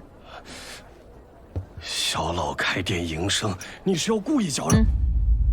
哎呀，大人，请随小老前来。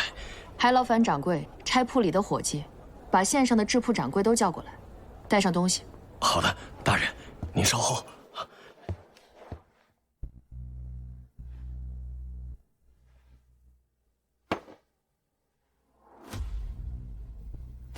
波斯锦收于7日前，卖者何人？小老眼生，卖家也未明说呀。此壶是谁收的？我收的。收于何日？卖者何人？约是半月前，卖家我也不认识。大人，这些卖西域货之人，许是来自万灵乡。你如何得知？哎，我这腿脚不太利索，那日我收这件玛瑙时取钱稍微慢了些，他们便催得紧。二人离铺时，说是回去晚了，便赶不及点灯了。那便是万灵香，错不了。如今咸阳城谁人不知万灵香闹鬼？听说他们香灯不能灭，就算是白昼，也要点着灯油。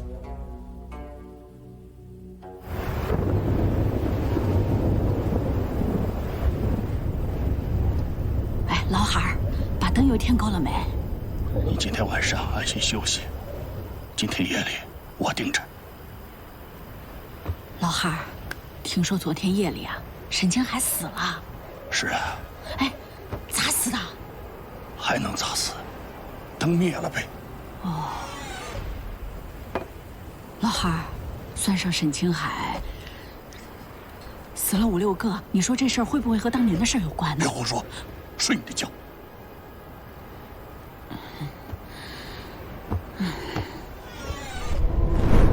不好！啊，老汉儿咋了？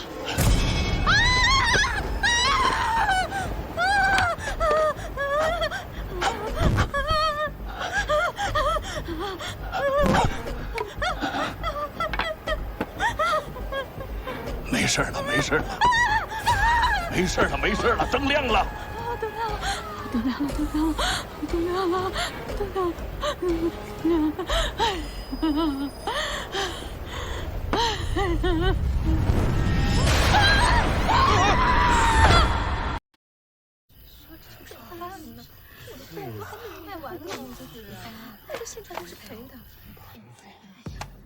西域客商塞卢斯，何人使得？大人，我认得。此人酒糟鼻，酒量极好，我曾与他彻夜对饮。最后一次见他是何时？大概7、8日前，我从西域回来，在万国驿小歇。第2日酒醒，便不见他了，想必一早去了长安。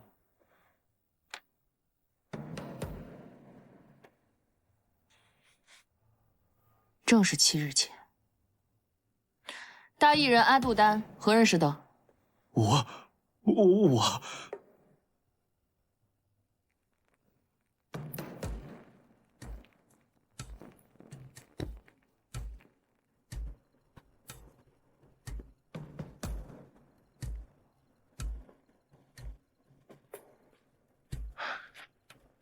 老姚，这临终协议，恐远超你我想象。发现了，按于途所示，我们早就应该到了万灵香，可如今怎么也走不出这林子。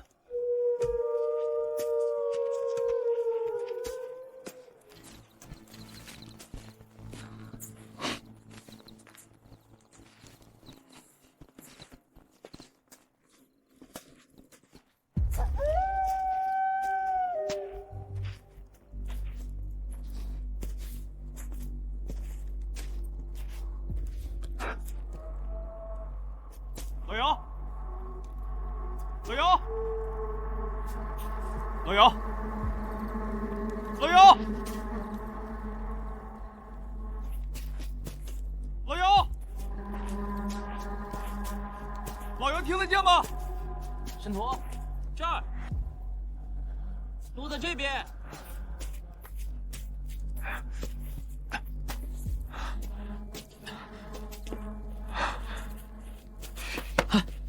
申屠，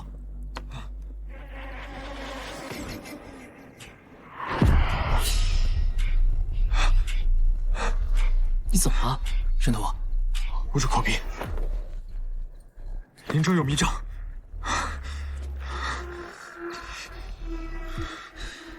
看来我们已经被困在林中了。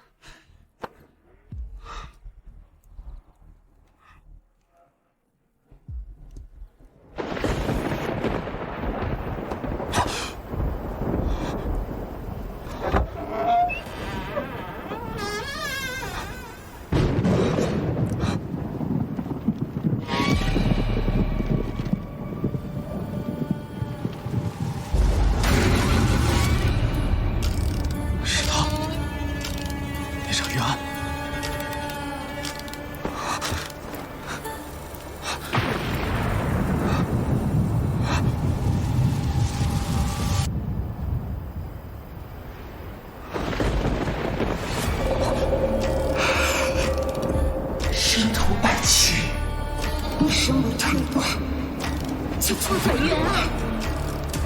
你该死！你该死！你该死！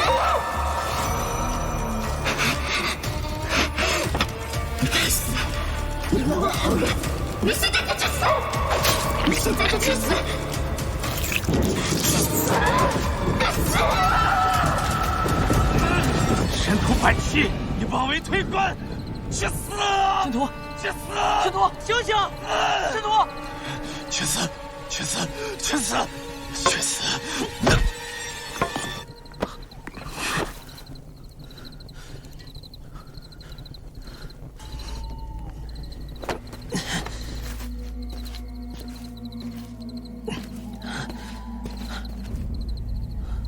不行，不能倒在这里。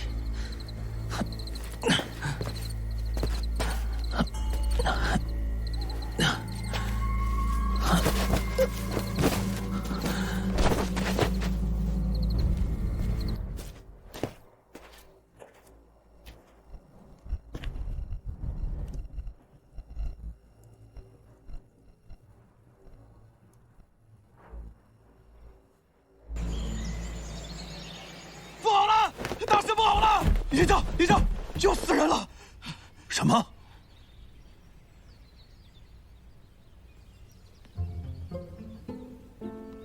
申屠，你醒了？这是哪儿？昨天晚上我要不是拦着你啊，你就把自己戳死了。哦，这位是孙甲兄弟，昨天晚上就是他救了我们。哦，谢谢啊。可严重了，不敢说救，只是我去买灯油回来，巧遇二位迷在了林中。老姚，万灵香闹鬼，我感觉真相就在这林中。二位是为了鬼怪而来？正是。两位可是外乡人，可能不知，那片林子可莫要再去了。既然已经醒了，趁着天亮安全些，我带二位离开吧。万灵香不是久留之地。那片树林有什么古怪？那是山里的怨鬼。胡说！这世上哪有什么鬼怪？这万灵香进着容易，可要出去，就只有老林子那一条路。如今也只有定期去买灯油的人才敢走。若没有人带你们，你们永远都出不了这万灵香。良言难劝该死的鬼。既然二位不信，便随你们。又死人了，又死人了！哎，我们回去看看。走。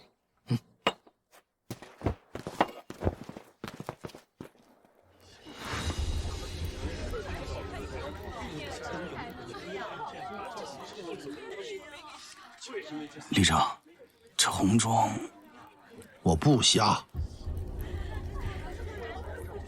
他老汉呢？现在在找，还没找到。还愣着干什么？赶紧去找啊！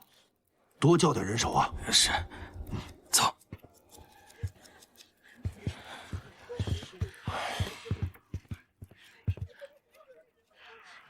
这油灯灭了。唉。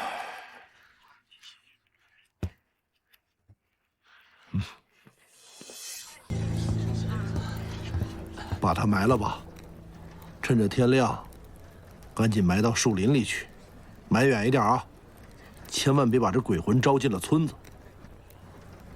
祸害了百姓。等等，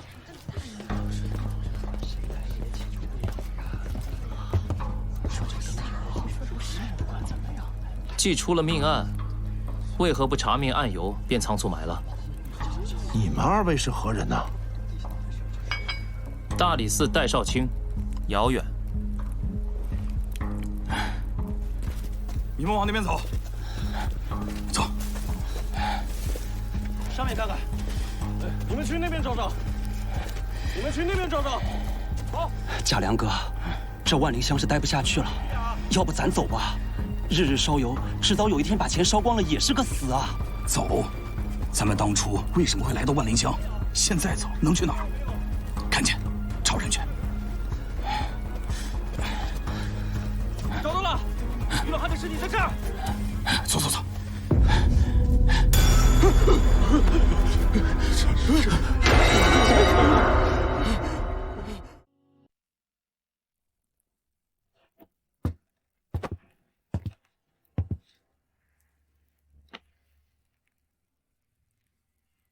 无中毒之状，无明显外伤，和沈青海死法一样，都是被人大力掐断的喉管，然后再被人吊起。有趣的是，这套红衣夺目而诡异，定是精心做剧，给活人看，目的就是让人恐惧和害怕。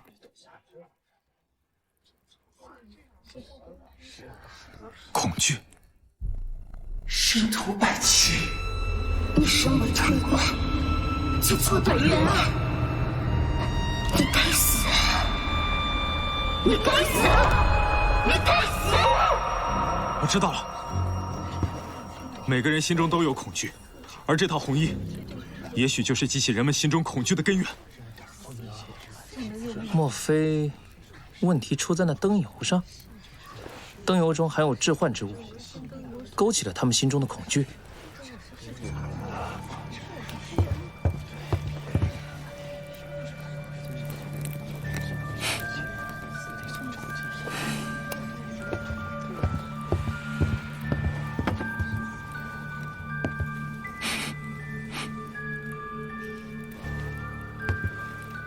不是，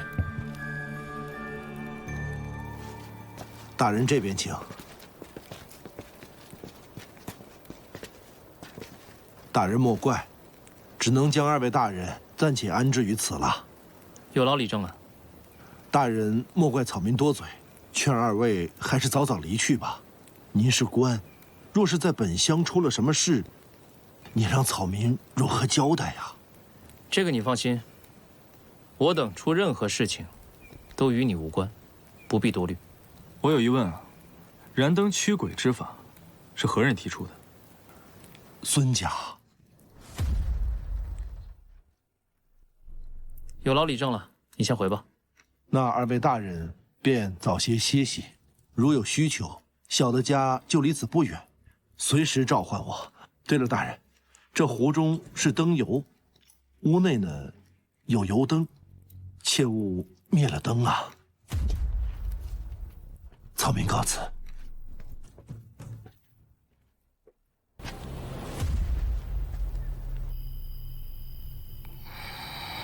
孙家，孙家，孙家，孙家，大半夜的，何人呢？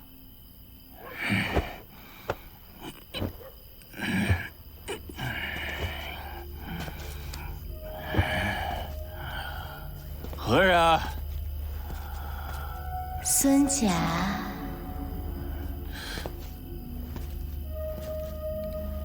谁？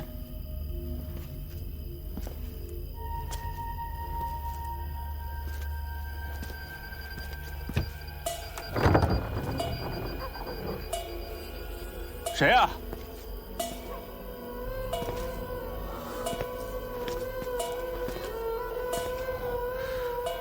孙家。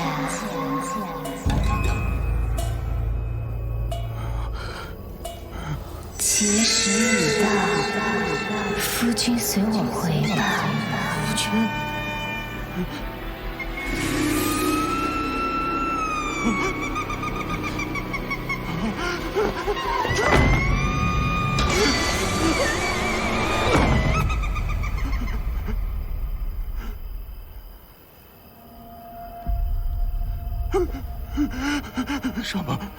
什么？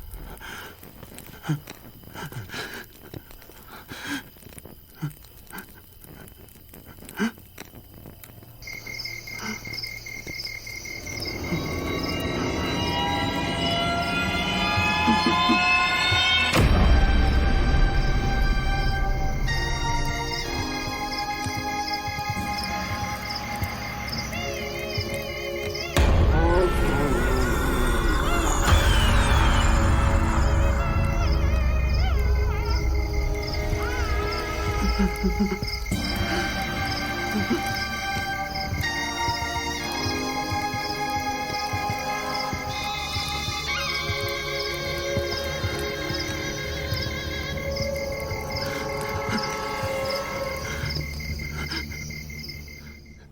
条路我从小走到大，没想到那日就遇见了鬼。幸亏我带着油灯，不然……所以你便让李正告诉乡里人，油灯可以驱鬼。正是。一开始我说的话没有人相信，就连我自己都觉得是侥幸捡了条命。可直到死的人越来越多，啊！大人若是不信，可以去问李老丈，他也是用了燃灯之法驱了鬼才活了下来。李正，人已经找到了，死在了树林里。都处理好了？处理好了。孙谦，听蒋良说，你想离开万灵乡啊？是啊，李丈。先不说那鬼吓人，光是这灯油，我实在是烧不起了。我现在每天不敢吃，不敢喝，身上一有点钱就得想着买这灯油，这种日子我实在不想过了。那万灵乡的事儿，你如何能保证不说出去啊？您放心，当年之事我会带进坟里，死也不会说出去。你说的，我信你，我信你。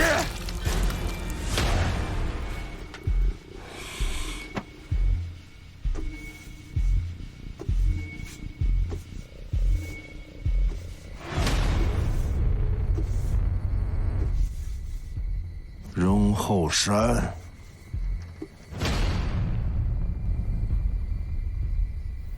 兄弟，别怪哥哥心狠呐，是你坏了规矩。你们都看见了吧？苏谦就是下手。以后你们谁再有想离开万灵乡的话，就不要再提了。走。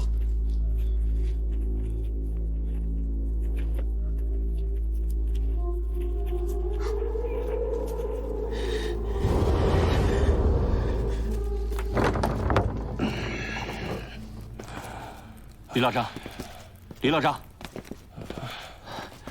这二位大人来找你问些情况。你是通过燃灯驱鬼，捡了条命？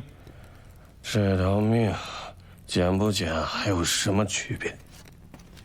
再也没钱烧灯油了，最后一个铜板买了点酒，喝醉了，他找来了就不怕了。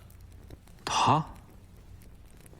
那个鬼新娘啊，多好的小娘子啊，就成了鬼了。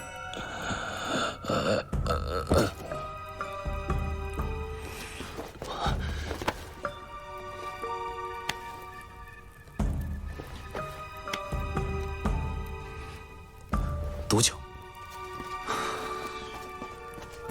大人，你们果然在这儿。大人，我得赶紧去把李老丈的死讯告知李正。这油灯您拿着，这样安全些。好。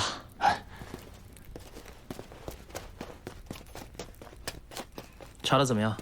万国义丢失的货物，确实都流入了方氏当中。事情也如我们猜测的那样，确为监守自盗，并且卖家都来自万灵乡。老姚，你有没有发现，万灵乡并无富户？终日燃灯，确实比不小的花销。那与万国义丢失的货物相比，如何呢？你这么一说，我想起来了，就连李正穿着都极为不同。通过抢盗换来的钱，到底花向了何处？还有，扮鬼抢盗的和扮鬼杀人的，是不是同一个人？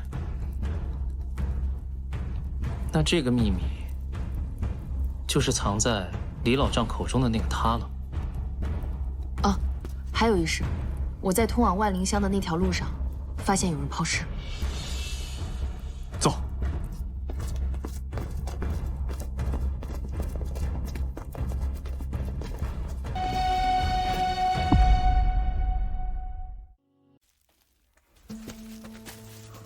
想不到天下第一鬼探还信燃灯驱鬼一说。因为我真的看到了。看到了什么？看到了我心中之鬼。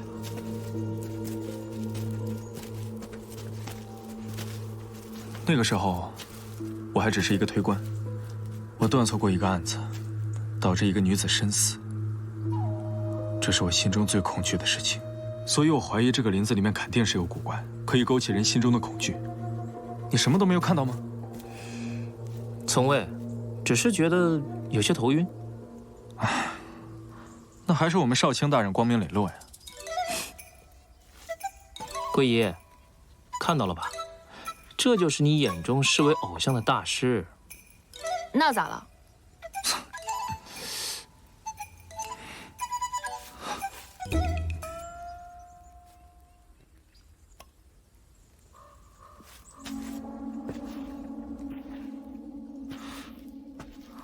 马绒花？何谓马绒花？这是一种来自西域极其罕见的药草，无色无味，有极强的致幻性，其花粉可传数里远。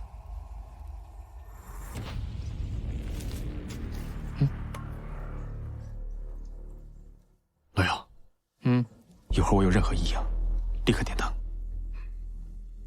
好。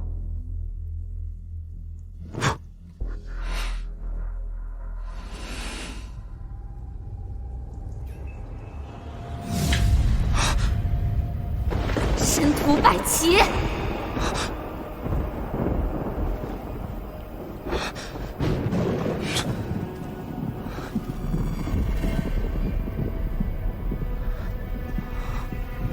你错断冤案，枉为推官。我抓到了凶手，我已经还你清白了。可我已经死了。我再赎罪了。这些年我拼命查案，就是不愿世间再有此冤情。我再赎罪了，我已经再赎罪了。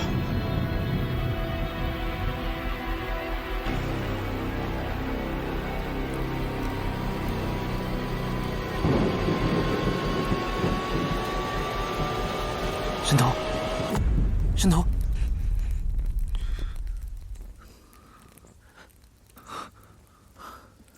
如何？我知道了。方才在于老汉家的时候，灯油当中有股香气，那个香气就是解药。哦，让全乡人笼罩在麻绒花的致幻性中，然后再利用灯油中的解药来解，以此来维持百姓的正常生活。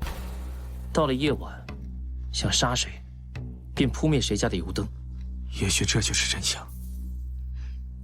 可他为什么要绕这么大个圈子，让全乡的人散尽家财，为油灯所累？莫非全乡人都是他的仇人？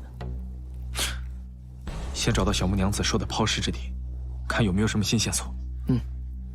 应当是那边。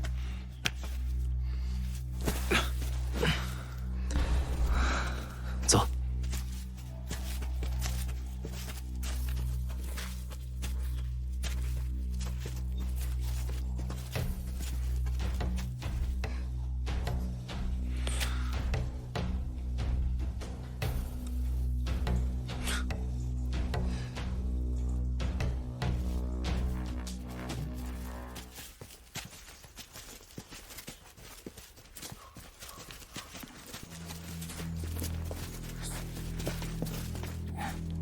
这条路是条不归路。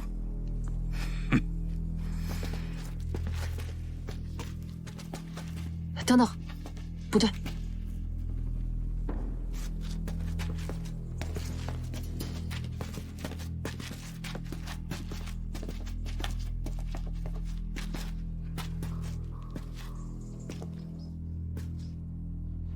这边竟是悬崖。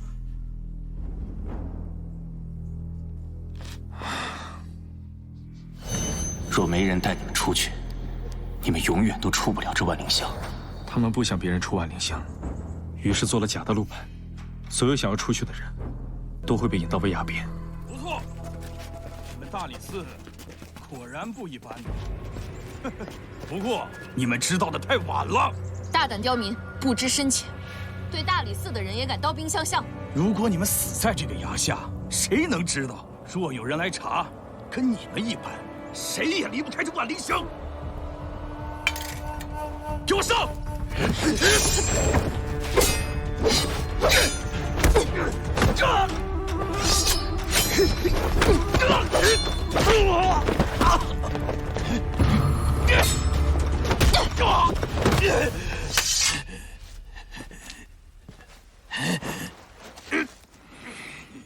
看看他们心里在怕什么。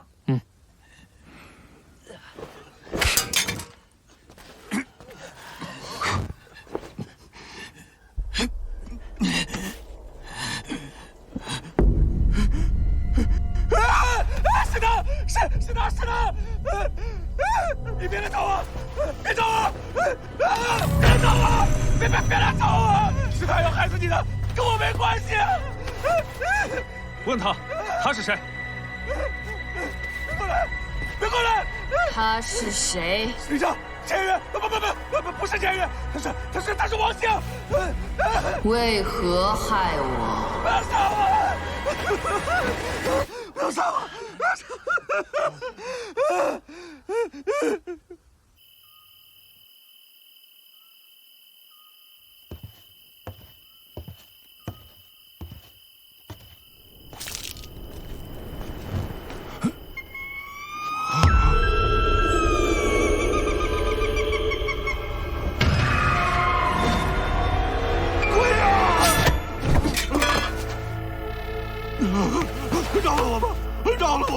饶了我吧！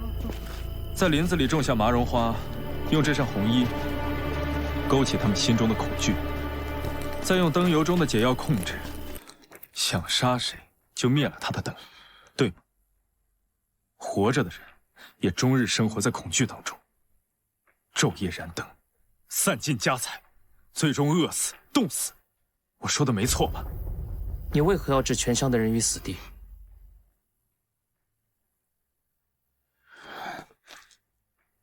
置万灵香的人于死地的不是我，是他。当年他们这帮该天杀的快饿死之时，是老李正钱鱼接纳了他们。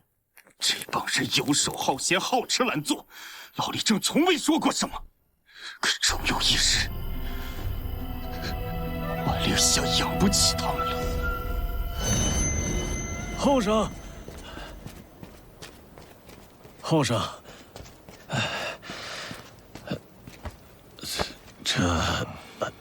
今日来呢，是想跟你商量个事儿。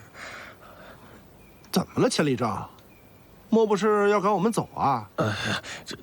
最近乡里吃紧，给大家准备了粮食，你们路上吃。在外那么久，也该回乡看看了。听闻千里正阿女要出嫁了，至少让我们讨杯喜酒，吃了再走呗。这生你恩，斗你仇。万里香可是他们的恩人的，这一乡的人，他们就用了1夜，就1夜。谢谢大家来参加我们的婚礼，大家吃好喝好，谢谢。乡亲们吃好喝好啊！哎，好。走，咱们去那边敬酒。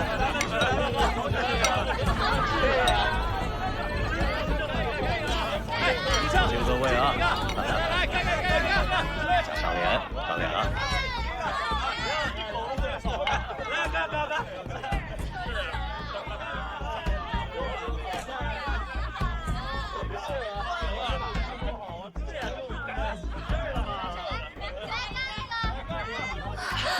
娘子，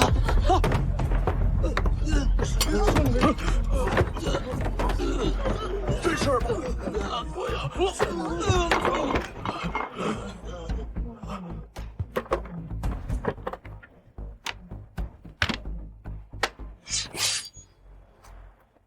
幸而那夜，我去县里谈耍，回来迟了躲过一劫，不然恐怕万灵香的劫难，永世也不会有人再知晓。快！多抓紧啊！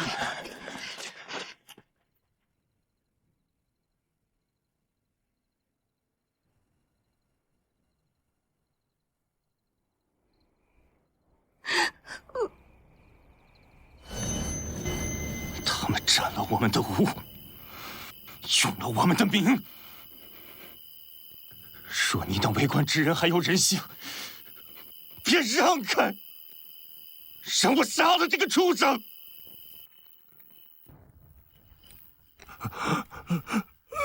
他做下了如此人神共愤之事，必死无疑。今夜我做主，你可以选择杀了他，我等就当从未来过万灵香。你也可以选择把他交给大理寺，让大唐律惩治他，并昭告天下。孙家，相信我，比起大唐律的惩罚，你杀了他，就是给他痛快解脱。我保证，他的骂名会传遍大唐的每个角落，遭万世唾弃。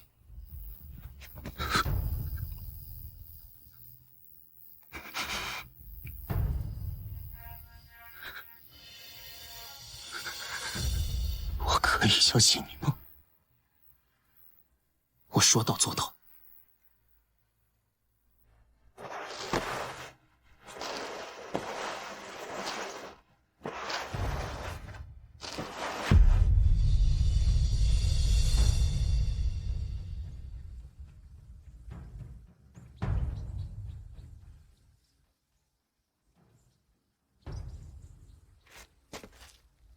大人，这具尸体是酒糟鼻，他是西域客商塞卢斯。这具穿着大义服饰的是阿杜丹。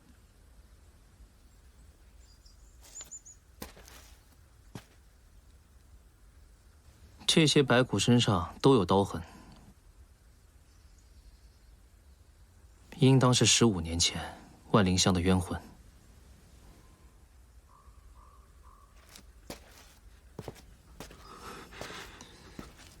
孙安，你睁眼看看这些枉死之人！你视万灵香今天血案于不顾，该当何罪？你包庇凶徒，藏匿于昭昭盛世之下，该当何罪？你纵容凶徒劫掳货商，收受财物，又该当何罪？你怎配做我大唐之官？怎配做我大唐之人？归隐，彻查孙府，立即将孙安押至长安，定罪问斩。是。走。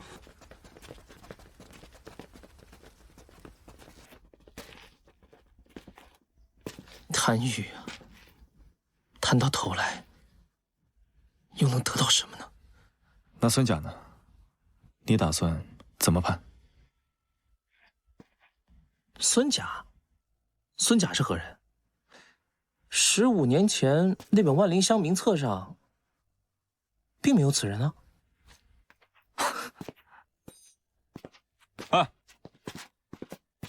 哎，老姚，拜托你件事啊。哟，这么客气啊？说来听听。我在万灵香碰到鬼这事儿，你会查就别往外说了啊。那可说不准，看心情吧。看心情？你看心情是不是？你再说看心情啊。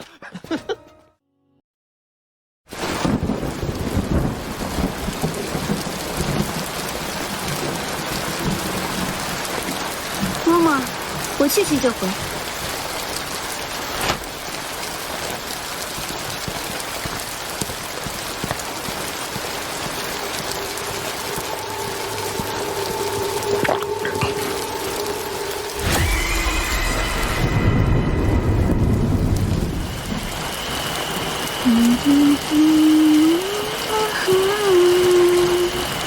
啦啦啦啦啦啦啦啦啦。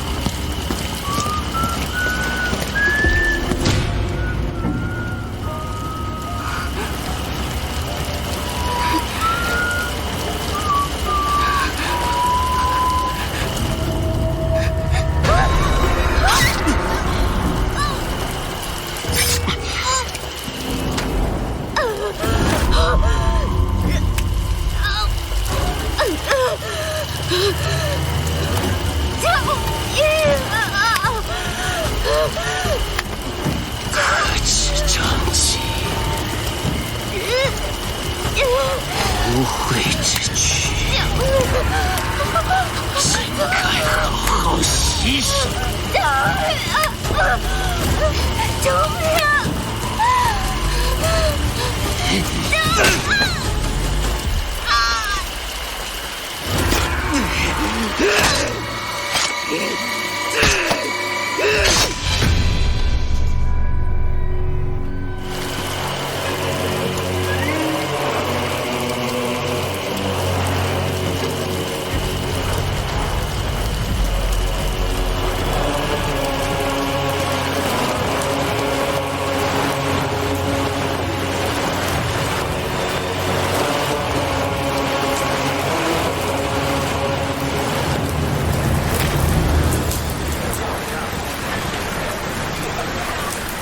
连夜的大雨已经将现场冲刷得无证可查。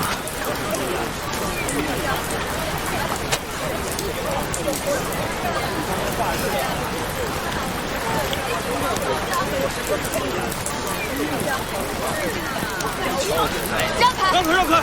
让开！哎，你小心点，别碰着啊！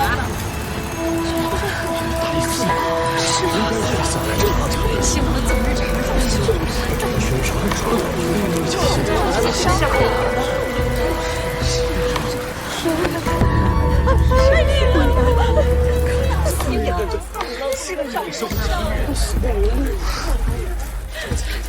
是否去请山图大师？往常这个时候，他闻着味儿就来了。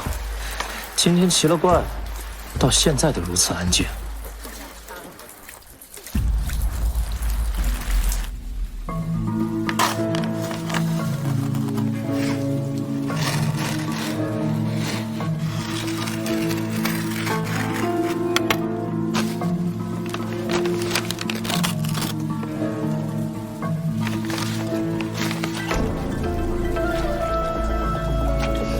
心脏医师，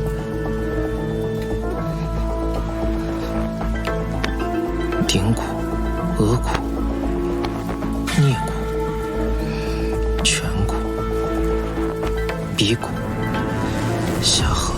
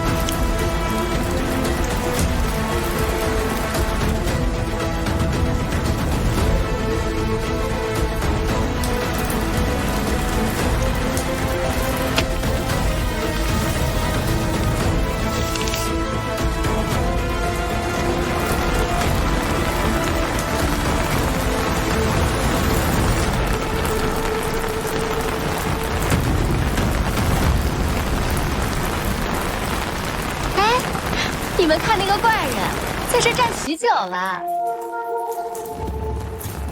别说，长得还挺英俊的呢。他在这儿等什么呢？真好记，真好记。大师，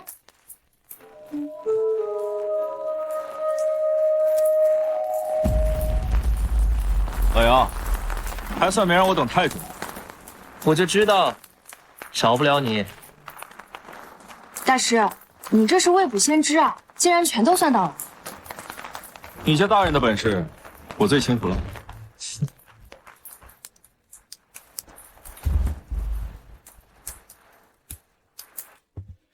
这下是什么事啊？发生什么事了？这不专业，哎呦，不会影响人的事啊？对啊，就是吧。此人可是你兰香坊的花魁月清。正是。这可是他的衣物。哎呀，不知道，怎么有点眼熟啊？是谁的事？除非是咱们龙氏的。是的，是的。哎呦，这2位大人都只打听1位姑娘啊！要是都看上了，我可要加钱呢。这大张旗鼓。我们是有正事相问，此人可有什么冤家仇人呢？大人说笑了，这官人们拿钱买欢，娘子们拿钱卖相，都是一些皮肉生意罢了。只要钱不插上，哪有什么仇人呢？没有仇。那他昨夜为何离店？月清姑娘有什么事儿吗？你的人你会不知？事关人命，若有隐瞒，严惩不贷。大人，这月清姑娘的月事迟迟不来，许是怀了身孕，她可是我们兰香坊的头牌，不能耽误了生意呀。这草民就让她去郎中那儿取一副坠胎药来。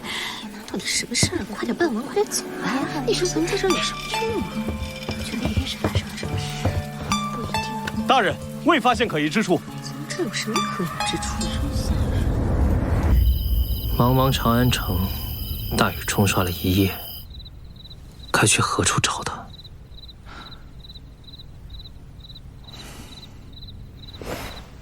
别灰心，老姚。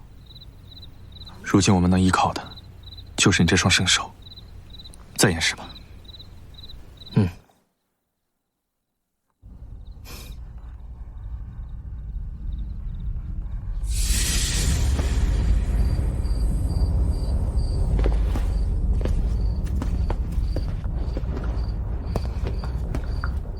尸体身上刀伤共17处，分布在前心、后背、脖颈处，刀刀致命，且死者心脏丢失。凶手应当极通人体构造。尸体身上看不出任何挣扎、厮打痕迹，是虐杀。残暴无情，毫无人性。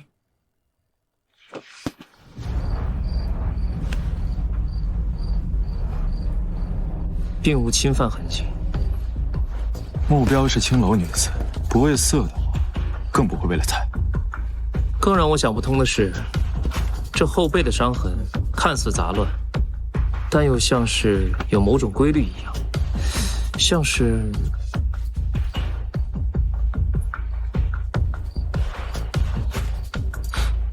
画。正是，一幅没有做完的画。照这么说的话，凶手肯定还要杀人。老姚，通知左右警务卫协助大理寺，全程夜巡。好。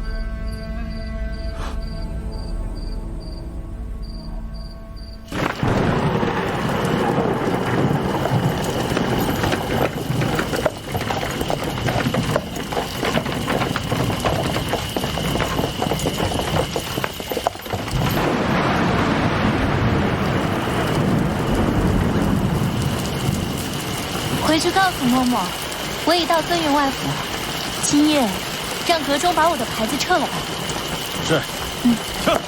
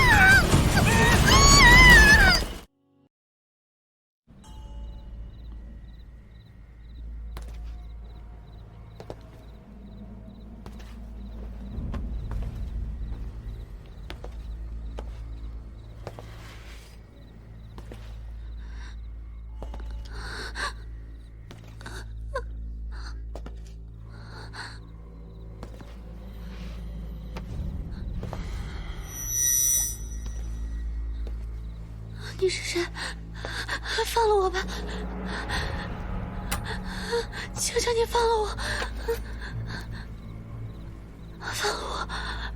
求求你放了我！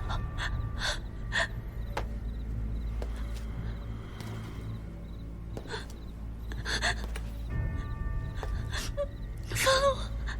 求求你了！多好的一具皮囊啊！为何要做娼妓，玷污自己啊？求求你放过我，放了我！求求你放了我吧！求求你放了我！你想要什么我都给你！求求你放了我，别杀我！放过我！求求你！我这是在帮你，帮你抵挡受体的误会。那些玷污你的人，你都该死，都该死，都该死！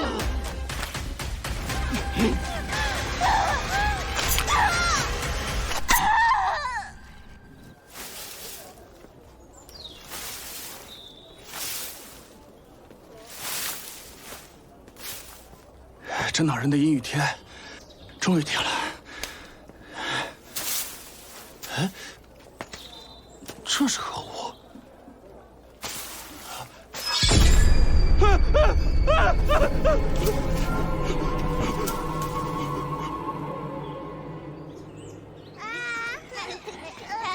才子阿哥今天给你们带什么好玩的？你要哪个？我要这个。那你要这个？我给你也找一个，这个吧。好。宝宝们，老师来了。吃饭了，把玩具都放好啊。吃吧吃吧。都有都有。每个人都有，不要抢啊！每个人都有。刘头阿哥，你上次带来的东西都还在呢，做这东西费时费力，你不必如此费心。因为我这副容颜，也只有你和这群娃娃们不嫌弃我了。能为他们做点什么，是我应该的。倒是你，如花的年纪，天天围着这一群娃娃们转。这些娃娃不是死者留下的，就是凶犯留下的。我义兄怕他们没着落，我这也算是帮我义兄的忙了。那你义兄姚少卿的案子查得如何了？京城又现一名死者，分尸。又是语言。昆玉前夜命案是同一人所为。我们还是晚了一步，如此泯灭人性，当真人神共愤。凶手明明可以将尸块抛尸于山中，为何要抛尸于此呢？这多吓人啊！此处是百姓聚居之地，难道凶手是想引起恐慌？他不光想要杀人，他更想引起人们心中的恐惧。他要扰乱整个长安城，他也许很享受这种感觉。下令吧，整个长安城百姓聚集地寻找尸块。东西4市、平康坊、朱雀大街、崇仁坊、城门。少卿大人，朱雀大街南段发现尸块。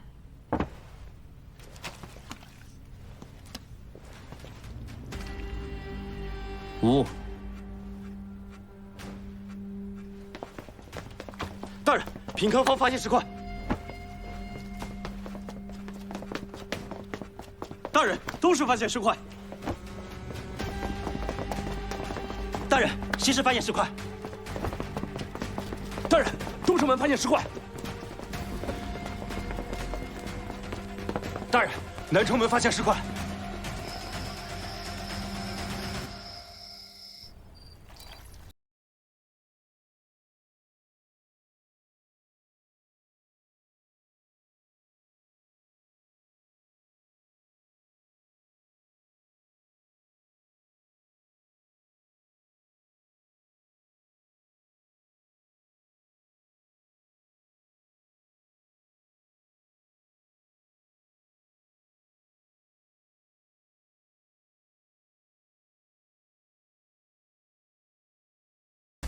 百凤阁花魁春儿。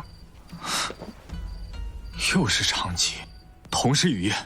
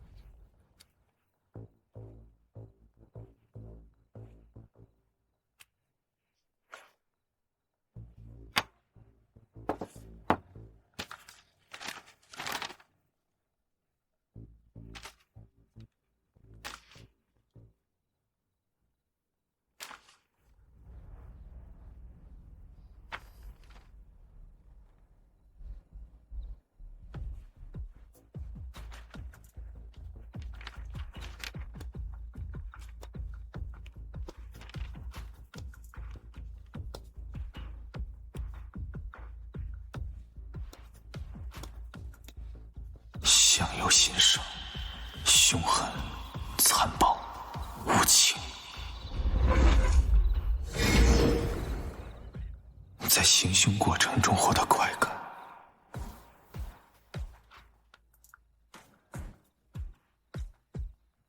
能连夜行凶，却抛尸于长安城东南西北各处，其行动之便，必不是肥胖之人。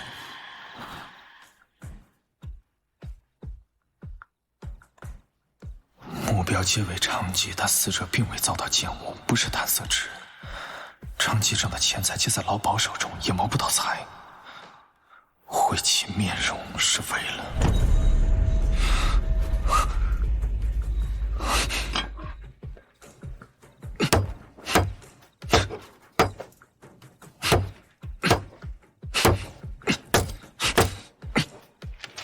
是自卑，是相貌丑陋，还是脸上有伤痕？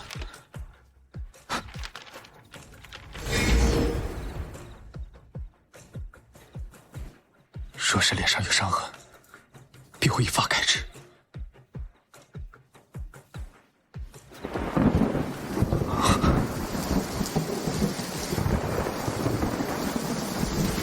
又是语音。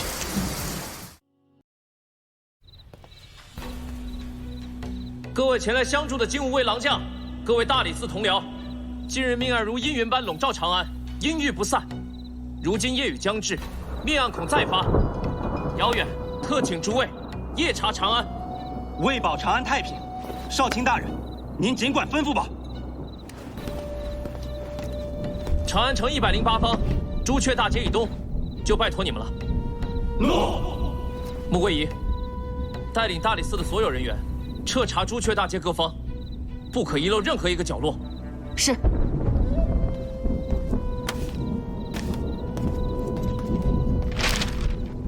夜雨将至，无法准备大量画像，暂请各位谨记此人。凶犯面容虽有不同，可必有相似之处。但凡有一丝可疑，先拘回大理寺问话。诺。动。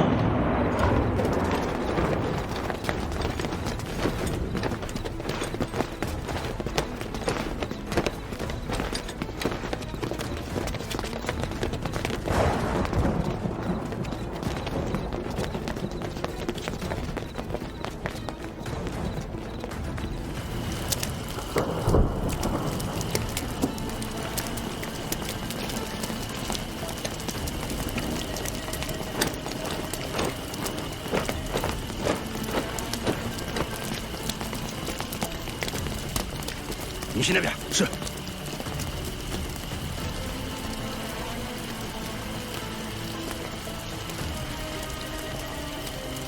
你这里可有发现可疑之人？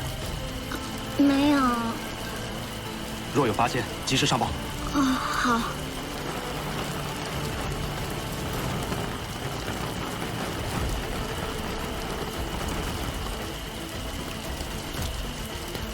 走。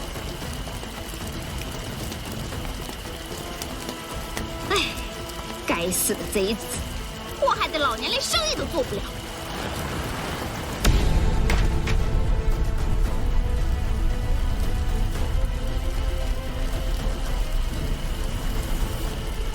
老天爷呀，这雨要再这样下去，可让我如何活呀？唉。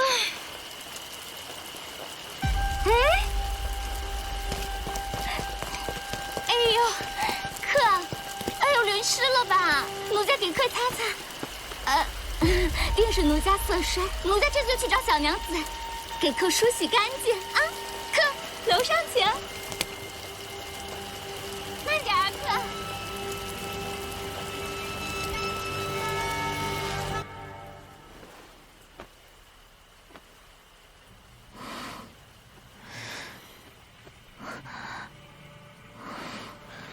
身子已经擦干了，客请快些离开吧。为何？无他，不是罢了。请恕无法伺候。低贱的娼妓，有何脸面装清高啊？客还请看看自己，什么阿杂东西！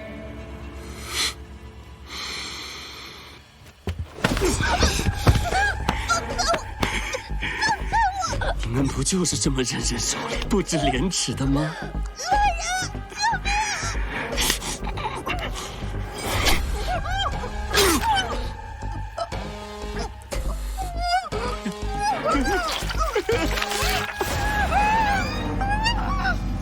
世间的娼妓都该死，都该死，都该死！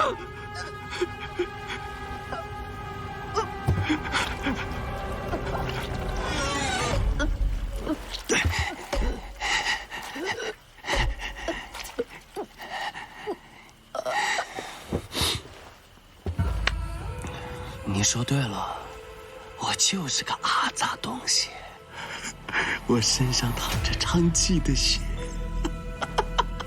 我就是个阿杂东西。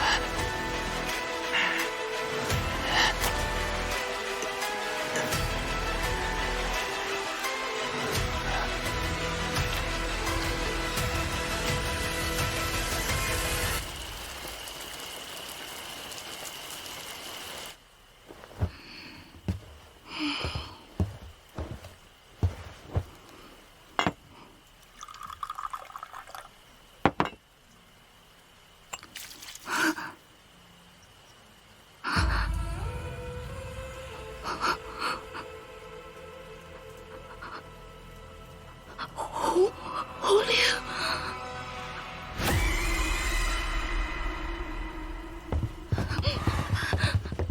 官人们就是这间房。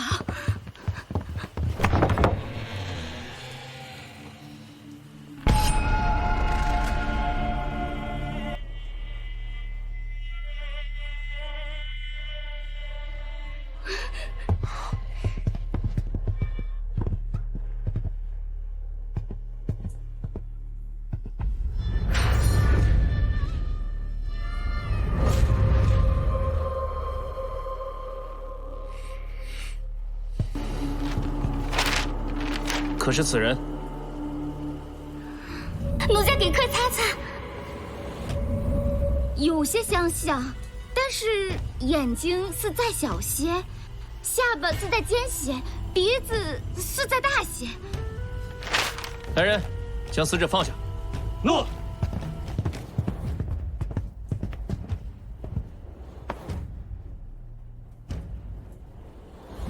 同样刀刀致命，且脾脏丢失。老姚，你过来看。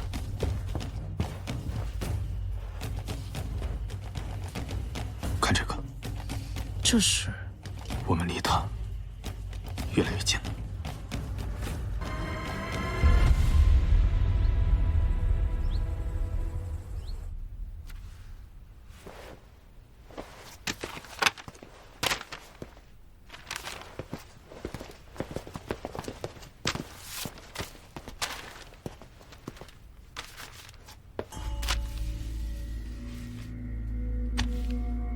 这边倒像是一名女子，可这边呢？此话还未话完。他还要杀人？申屠说的不错，凶手取其内脏，不是随意取之，或许是有大用。然五脏已有其三，他必然不会停手。你觉得他意欲何为？借命。借命？相传有一种邪术。取其健康的五脏，辅之以一具傀儡，再施以法术，便能使濒死者起死回生。傀儡？你可还记得昨夜在红灵房间找到之物吗？沾湿的锯末。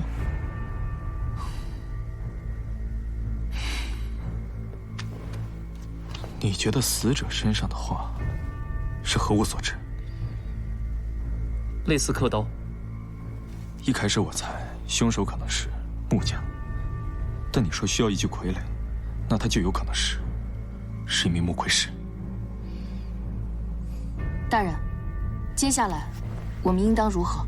依据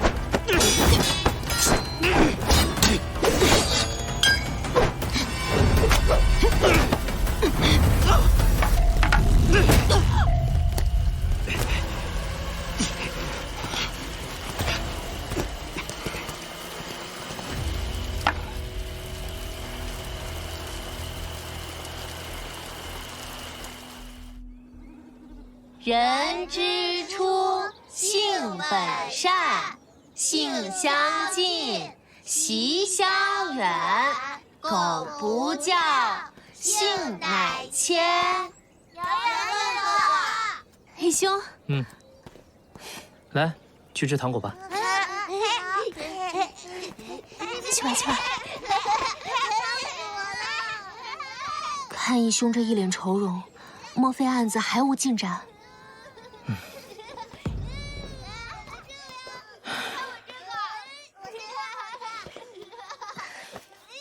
义兄莫愁，以义兄的手段，饶是再狡猾的凶犯，都逃不出义兄的手掌。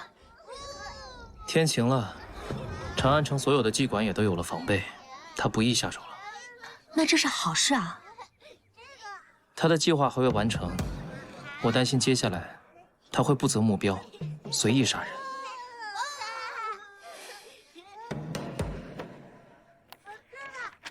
熙柔，你也要小心，当心此人，入夜切莫外出。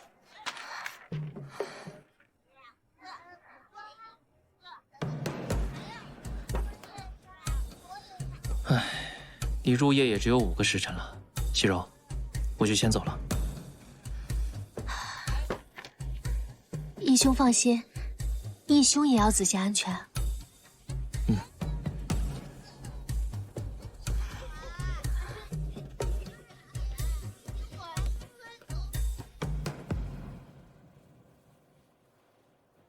大人，全长安所有木会师的铺子买了个遍，尽皆在此。没露出破绽吧？没有。大人。诸位，凶徒面具做工极佳，锉刀痕迹细如发丝，漆面加入了桐油，故亮度极佳。红漆里含有大量的朱砂，故鲜红如血。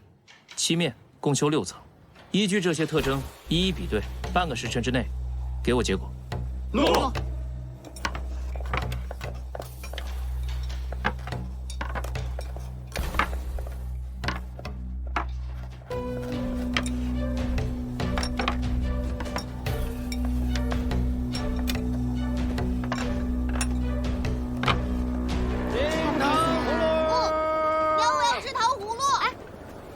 来一串糖葫芦。好嘞。只许吃1串哦，小心坏了牙。走吧。慢走啊。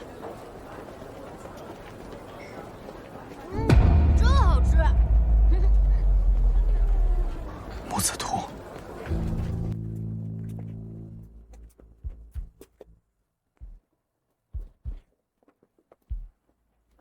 他在死者身上作画，是在将心中所求这样画出来。他的目标皆为长期，莫非其母便是长期？出身时他自卑自毁面容，隐恶生恨，想要杀尽天下的长期。如此一来，就都能说通了。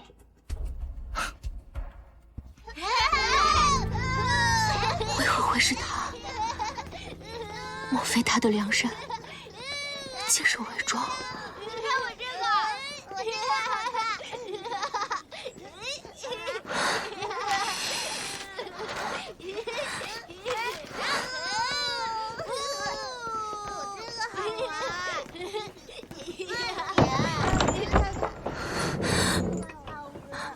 熙柔，刘彤，阿哥，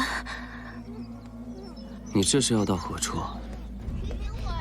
娃娃们饿了，我去买些饭食。不必了，我带了点心蜜饯。娃娃们，看看阿哥，给你们带什么好吃的了？好吃的蜜饯，来，每个人都有啊。来，给我一个。熙柔，你义兄的案子查得如何了？没什么进展。阿哥，你的腿这是怎么了？摔的，不碍事。那我去给你拿些药吧。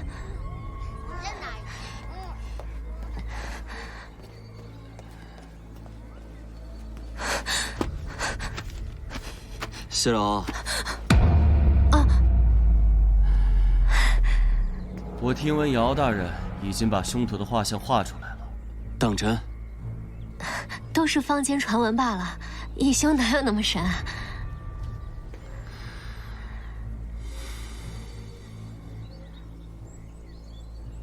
阿哥，连续阴郁了多日，终于天晴了，咱们出去晒晒太阳吧。我给你敷些药吧。也好。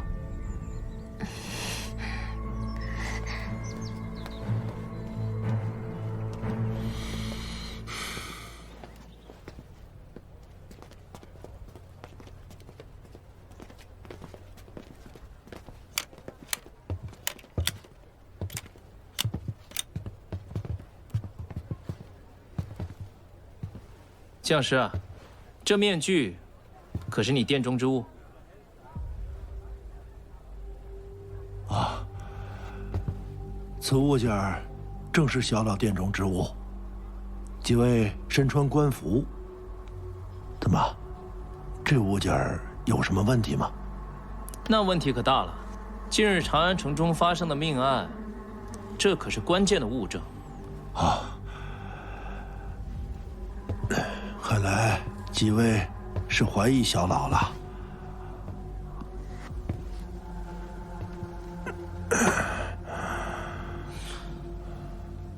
将士您误会了，凶手已被大理寺擒获。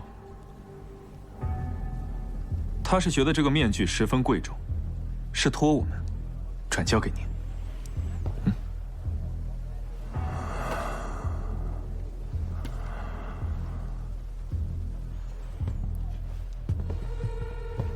你们抓错人了，我才是真正的凶手。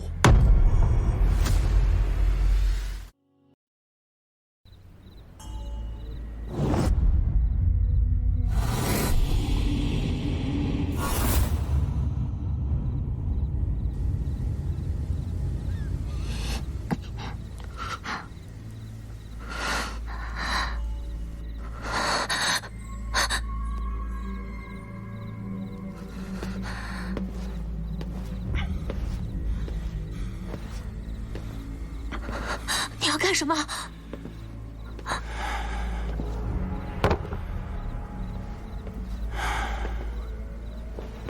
你莫要怪我，若不是你义兄带着大理寺把我逼得走投无路，我不会这般待你。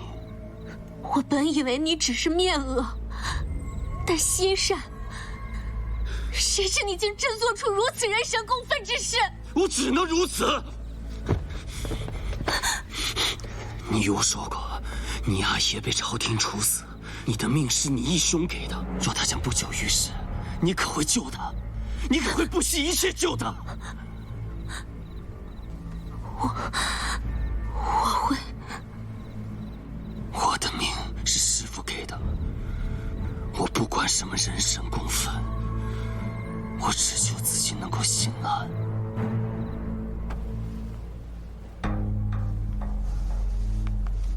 这就是我昨夜逃跑时留的刀伤。你昨夜是何时何地受的伤了？亥时，万花坊附近不远。那你为何要将死者的面部撕毁呢？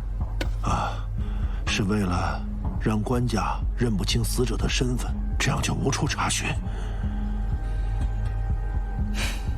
很好，那么请你把在死者身上刻画的画给画下来。你既能在皮肉上作画，想必在纸上更是易如反掌吧？若你真能画出，我大理寺便定你的罪，饶过你一心包庇之人。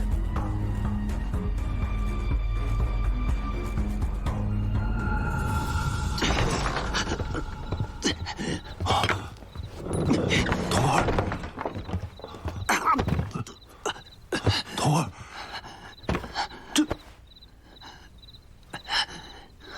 你被他们发现了啊！啊！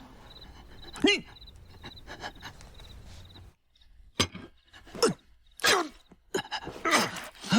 师父，师父，您这是为何？童儿，师父本就命不久矣，他们抓便抓了。你告诉我，今天晚上你都去了哪里？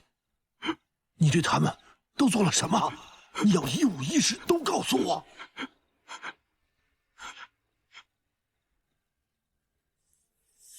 啊！我今晚去了万花坊，还是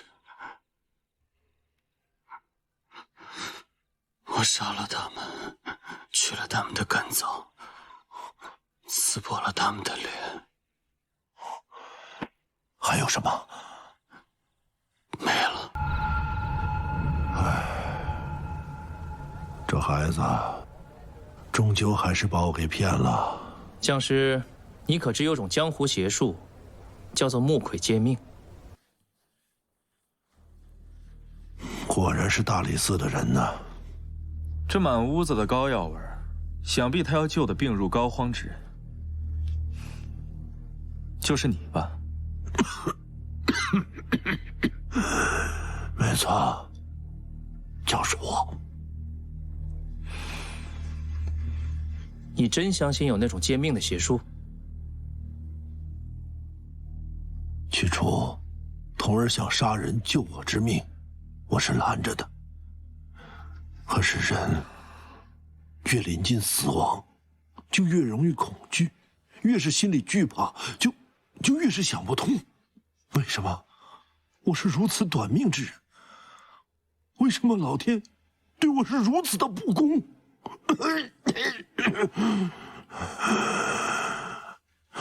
越是恐惧，就越是放不下，心里就越是不舍。后来我就不再拦着他了，说任由他去。都怪我，都怪我的贪心。我想再试试。愚昧至极。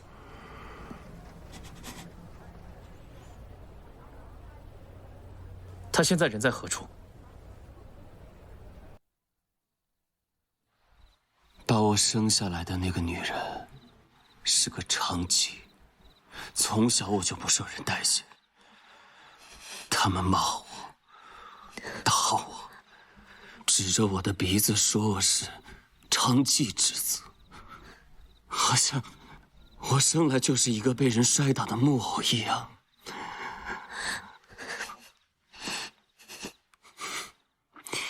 我愤怒之下毁了自己的面容，我希望他们怕我，可谁知他们不但不怕我，我还成了一个怪物，邪物。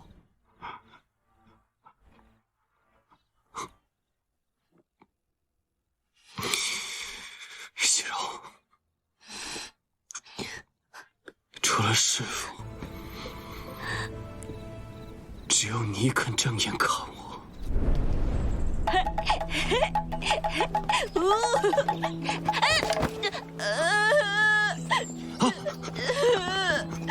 没摔疼吧？啊！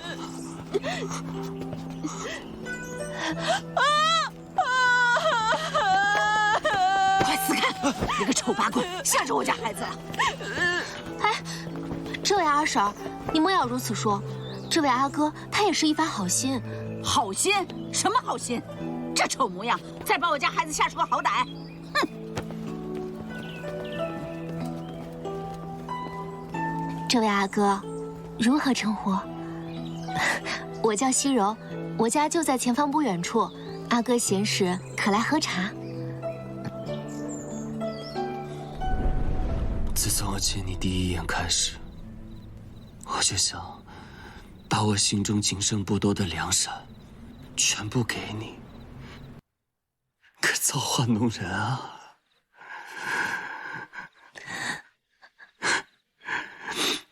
待我救了师父的命，我也会死。我把我这条贱命赔给你。停手吧，回头吧，刘头阿哥，不要再执迷不悟，不要再错下去。从上天给我这条贱命开始，这一切就已经注定了。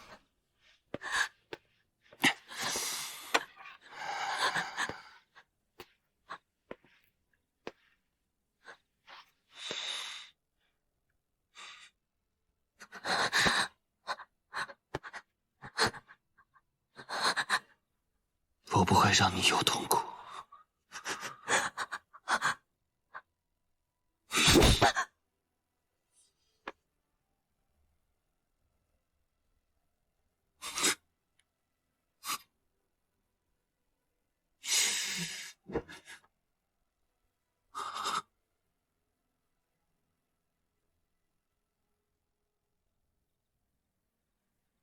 这脏手不配。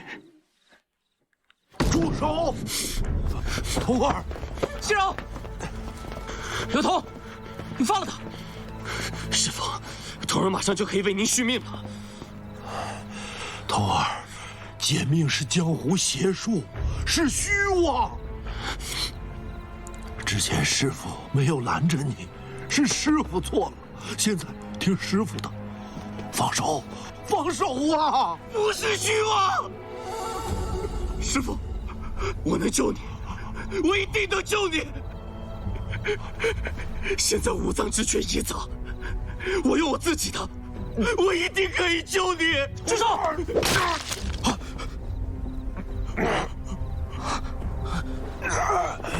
师父，童儿，你现在看看师父这个样子，还有什么值得你再做下去的？啊，师父错了，师父贪生怕死，把你逼上了一条不归之路。师父的自私，害了我唯一的徒儿。师父，孩子，放手吧，你还小，不要背上太多的罪孽。师父求你了，啊！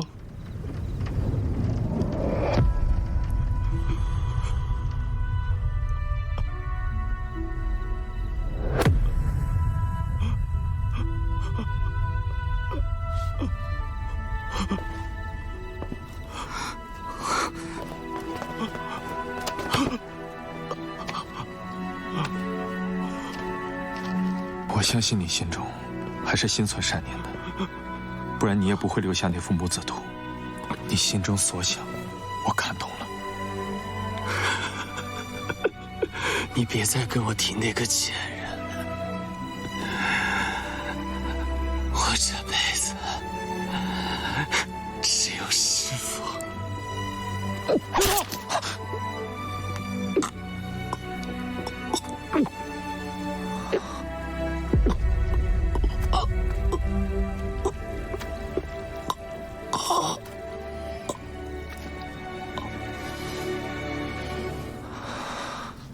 皈依，命大理寺寻找刘同的生母，来带他回家。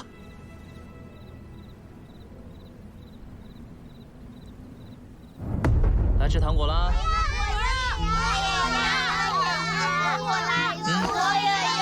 别挤啊，都有，一个一个来。想不到我的少卿大人平日里端得四平八稳的，还有这么一处偷闲之地。自己分吧。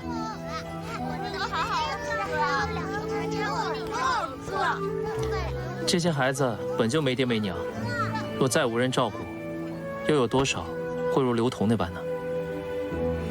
你果然和朝中那些只知道权和利的人不同啊！我都开始有点佩服你了。话都这么说了，以后就同我一起照顾他们吧。大人，大师，刘同的阿娘找到了，因刘同当年失踪，他阿娘苦寻之下，疯了。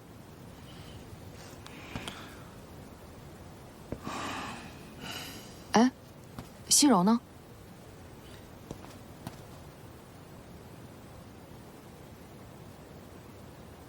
皈依，把刘同葬了吧。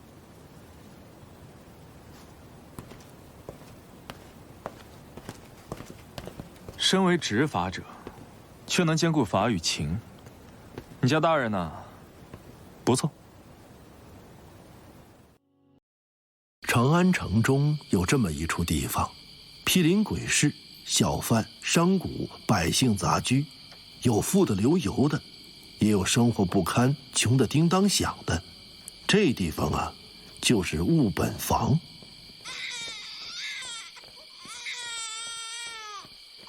哭哭哭！胡老汉，你倒是管管你这孙儿啊！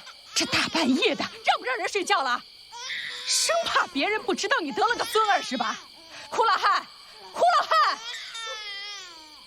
行，不让我睡，咱都别睡了。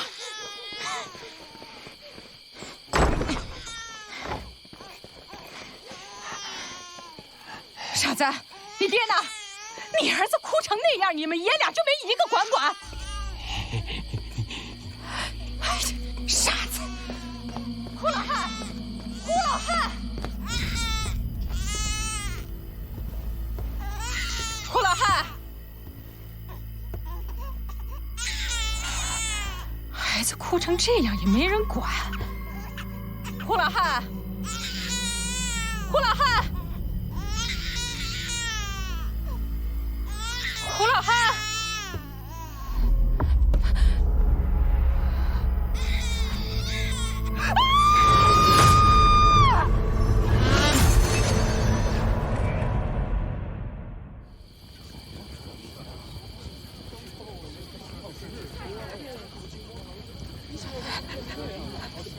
深夜你为何到胡品家？胡品家的孙儿一个劲儿的哭，吵得草民没法睡。大人，真的与我无关啊，不是我干的。你问他们，肯定也有人听到。你们说话呀！你们说话呀！为何都不说话？大人，草民与胡品无冤无仇啊！程破天就是看不起他。嘲笑过他家里有个傻儿子，他们也都骂胡品。你们平日里不也是对胡品指指点点的？怎么这回都哑巴了？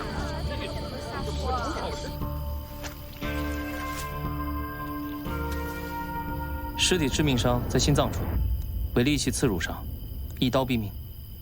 尸体缝尸线从心脏处直至腹部，腹内被硬塞入草人，胃肠皆已被挤烂。究竟是何等通天的仇恨，才会做下如此恶毒的诅咒？诅咒？古籍记载，以草人至于人妇，即使死者转世为人，也将断子绝孙。可怪就怪在，即便有如此大的仇恨，这个凶手竟然放过了胡品的傻儿子和他的小孙儿。对此二人不仁者，那最有可能的便是胡牙之妻了。下次再来啊！鸡毛掸子、小香包、小铃铛啊！客官需要什么？你就是他们口中的包打听。哎呀，我只是个货郎。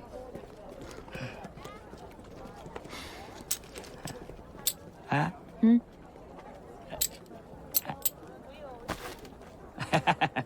我这走街串巷的呀，谁家长谁家短儿，倒是也知道那么一点点儿。胡牙你认识吧？认识啊，东家那傻子嘛，认识。那你可知道他从何处讨的娘子啊？讨的啊呸！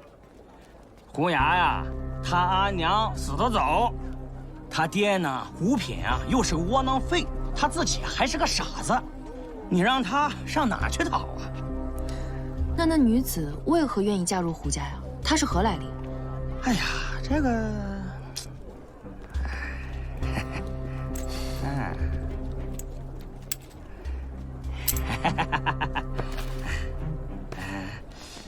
说是捡的。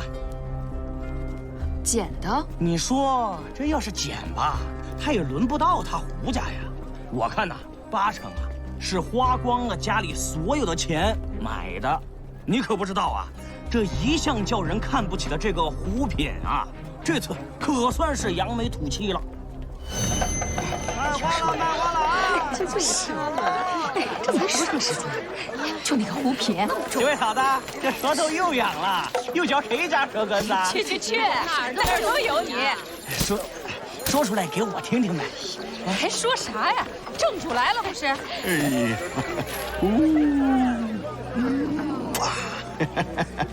哎呦，真好看啊！哟，洪老爹，这是满面春风呀！这不怕孩子在家憋闷得慌吗？带他出来转转。哎呀，洪老爹，这又当爹了啊！又当爹了，这是啥话呀？别笑，这是胡牙的孩子啊，我孙儿。哎呦，你看还是个阿郎。哎呦，阿郎，长得真好看，漂亮。哎，你看郎君呀，真有福气。那恭喜胡老爹，这个呀，就当我给小阿郎的见面礼。哎，好，谢谢啊。那胡老爹呀，人不错，平时啊，我都拿他逗闷儿。哎，那女子长何模样？那没见过，但是我听说呀，自从这个女子进了胡家，那胡家的大门呢，便整日关着。这胡品呢，真把这个女子啊当成宝了，生怕别人给抢走。行，老板生意兴隆啊！哎，下回再来啊！需要什么下回再来。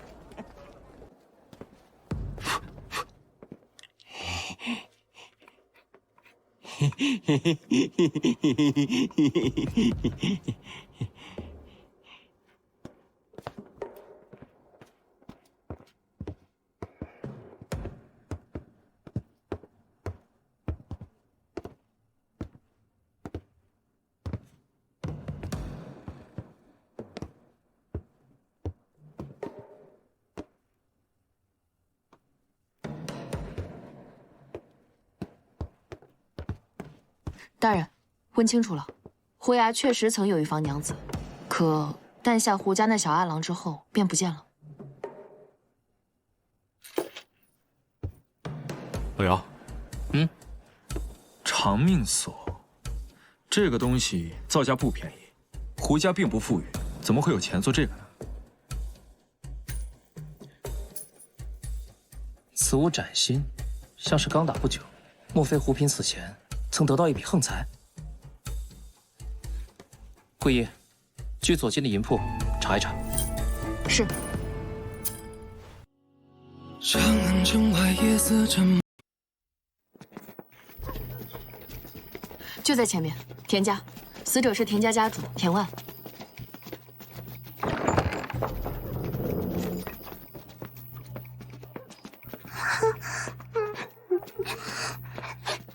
阿娘在呢，别怕。你是死者的妻子。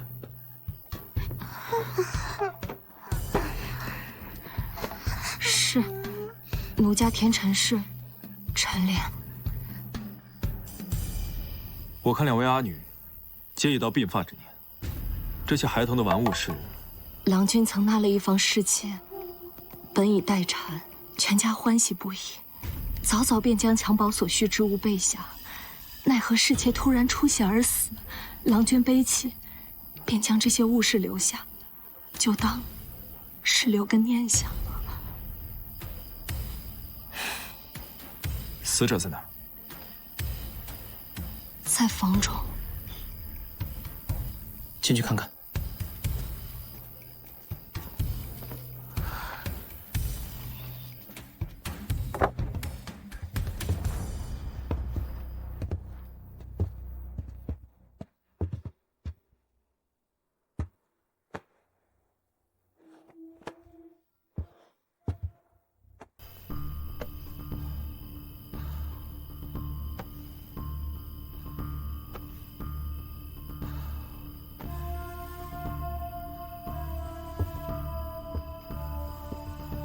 空与胡品死因一致。桂姨，叫人把尸体带回去验尸。是。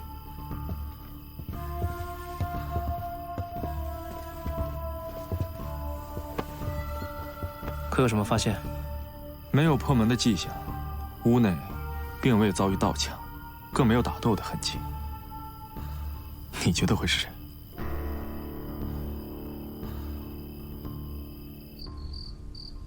阿娘，我怕。阿娘，我也怕。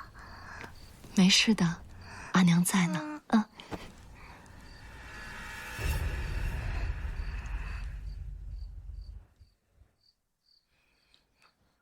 今夜可有他人到过府上？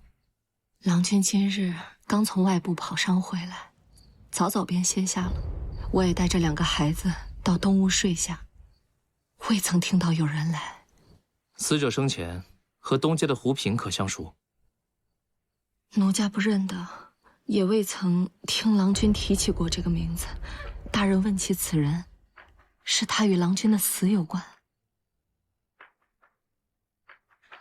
可否带我们到侍妾房中一观？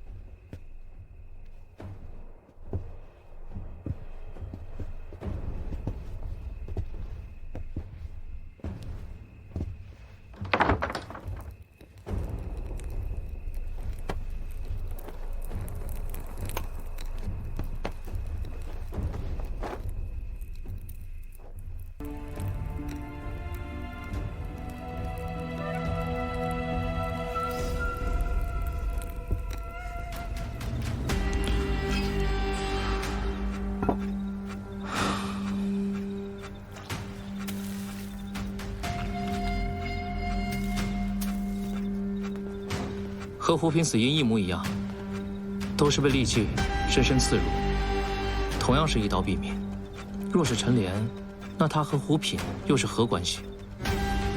莫非是那个侍妾？那个侍妾，房中并无太多灰尘，显然没有闲置太久。若真如陈莲所述的话，房间不可能如此干净。鸡毛掸子、小铃铛、小香包，快来看一看啊！鸡毛掸子、小铃铛、小香包，快来看一看。呀，这不是上次买我货的娘子吗？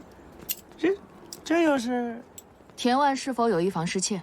有，没有。有还是没有？你爽快点。哎呀，之前呢确实有个女子住进了田万家，但呢，不是侍妾。你这是何意？关于纳妾的事儿啊，田万呢抱怨了很多次了。鸡毛掸子、小香包，快来！哎，你说是我不行还是你不行？我觉得你不行。那你换吧。呀，这不田老哥吗？这是为何事啊？是愁眉不展的呀！哎，去！还能因为啥呀？想抱小郎君了呗？那陈莲生不出儿子，又不让纳妾，你瞧瞧这给他打的啊！这娘们也太狠了点啊！你一边待着去！你是不知道，这陈莲的脾气啊，她就是一只母老虎，泼辣的很。这田万要是敢纳妾呀，陈莲敢把他的腿打断喽。当真？当真。你在我这儿买的消息，娘子，你就放1万个心吧。陈莲呐，给田万诞下2个女娃。你说你要是田万，你不想找个女子抱个小郎君，延续香火？脏嘴！实话。那我问你啊，这女子她是何来历啊？哎呀，娘子，这个钱呢，还是还给你吧。我确实不知道啊，你问别人去吧。鸡毛掸子、小铃铛。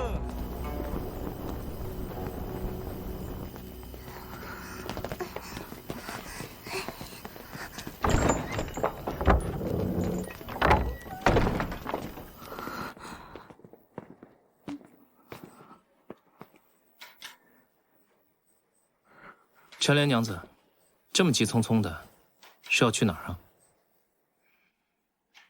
有些事情想要问问你，还望如实相告。桂衣，看护好2个孩子。请娘子放心，孩子若受到丝毫伤害，我以命偿。阿娘，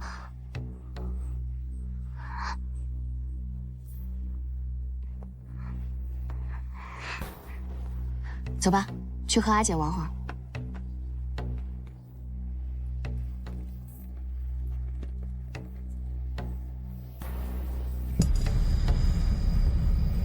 不是要出门吗？火盆怎么不灭？不怕走水吗？是奴家大意了。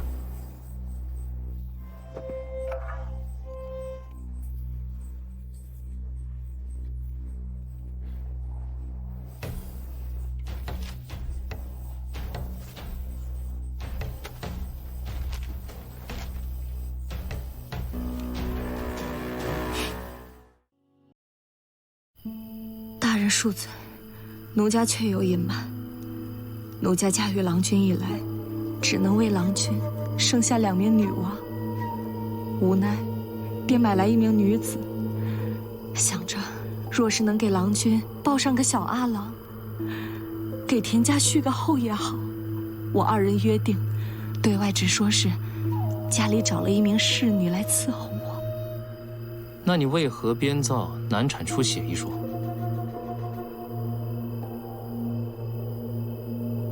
那都是田万做的孽。郎君，你先莫急，那郎中好歹也不一定准成啊。他说是女娃便是女娃。阿梅，你先起来，别动了胎气。我要女儿何用啊！你这个骗畜！我买你回来是让你给我抱小郎君的，生不出郎君，我要你做甚的？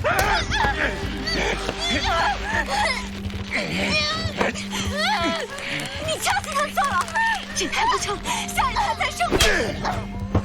你还有脸说？要不是你不成，我何至于花钱买它？这一胎，老子不要了！这胎老子不要了！老子不要了！再给我生！再给我生！再给我生！那女子被灌了药，掉了胎，可还没等那女子养好身子，田万便迫不及待的。白天，田万将她锁在柴房，到了夜里，便把她扛进房中。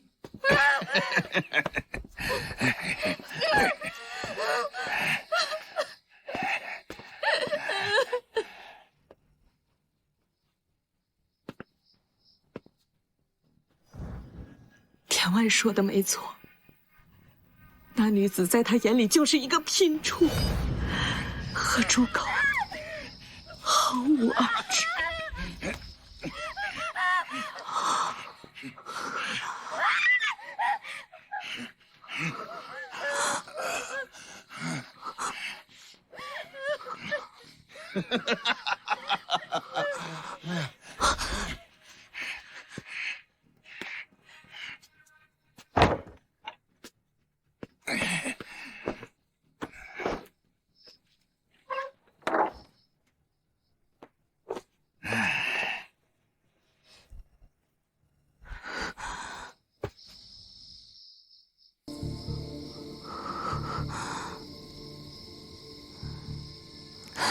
同为女人，我不忍心再看下去，我生怕她被田万折磨死，便趁机开了那锁，将她放走。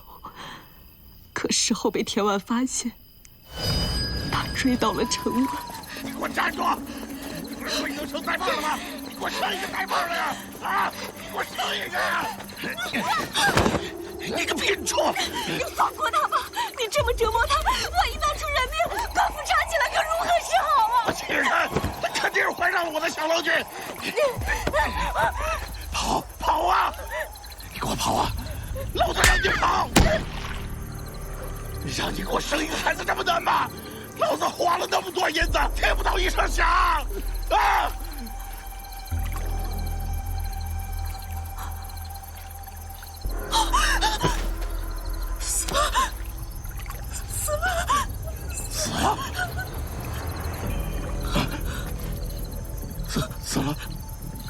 死了！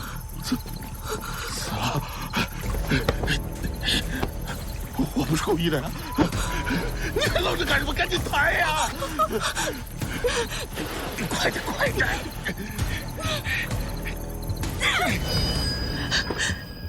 大人，这便是事情的全部真相。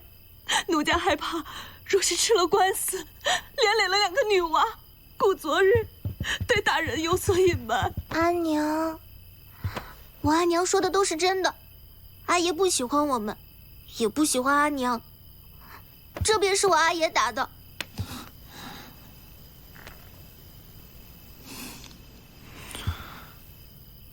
那个女子叫什么？金月。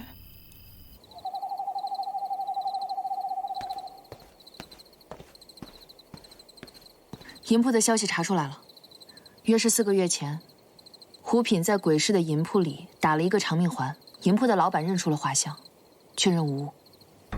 花费几何？10贯钱。10贯，这可是县官3个月的俸禄。他胡品如此清贫，这钱从何而来？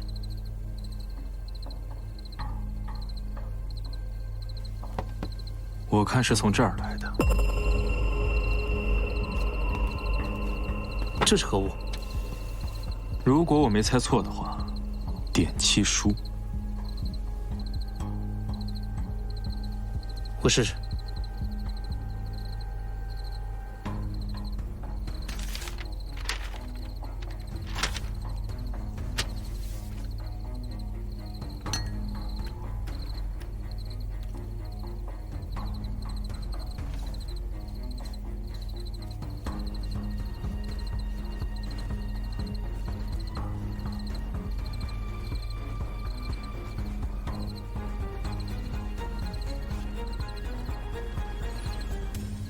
说何人？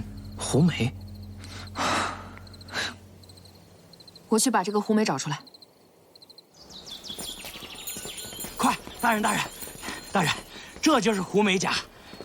大人，您早说您是大理寺的大人啊，那样我怎么可能收您那么多钱呢？哎呀，谢谢大人赏，那小的就告退了。走吧。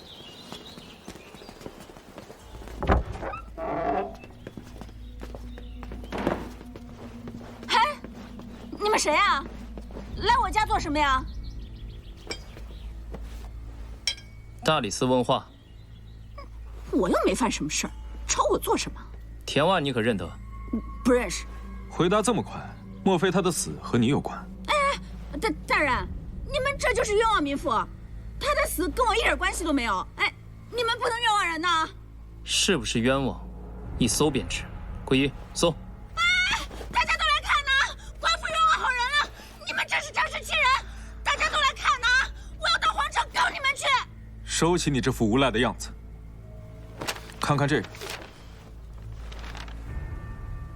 纸上的田万已经死了，我们能查到你，凶手也能找到你，下一个死的人就是你了。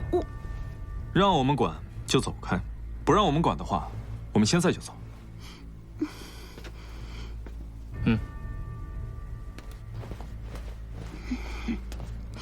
还不如实交代。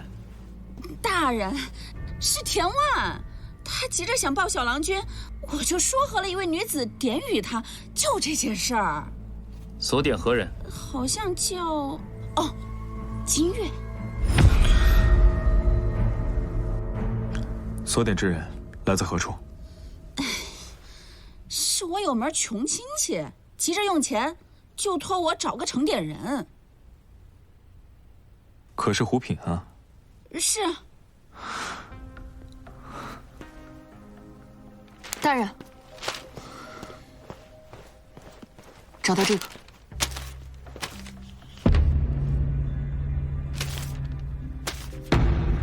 为何会有2张，同为女子金月？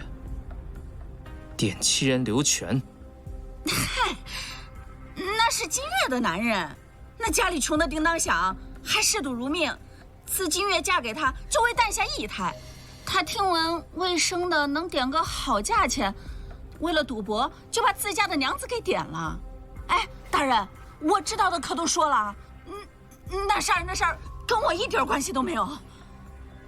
他被刘全点与了胡雅，而后又被胡品点与了田万，同一女子竟被你们典当2次，把她当物品一样随意交易，你等恶民，必遭天谴！大人，我同样身为女子，你怎么下得去手？若是你的子女被点与他人，你作何感想？大人，又不止我一个人说和点漆，那多少人他都干呢？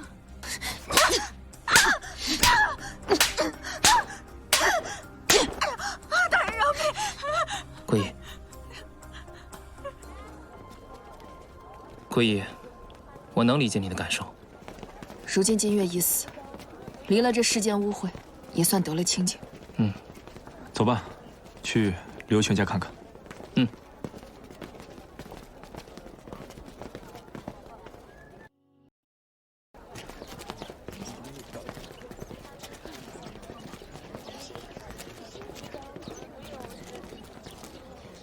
照胡梅所说方位，应当是这间屋子了。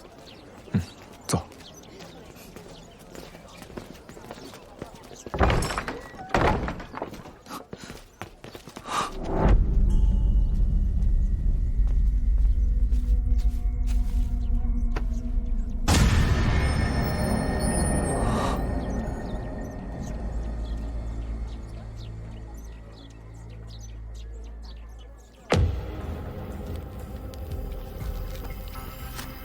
死亡时间是昨夜丑时正，腹中被塞入草人。虽然和前2名死者作案手法一致，但从刘全身上10余处刀伤可以看出，凶手明显是在泄愤。这么说来的话，这3个人是同一人所杀呀，都是为了给金月报仇。但是金月已经死了，和他相关的3个男人也全部都死了，凶手会是谁呢？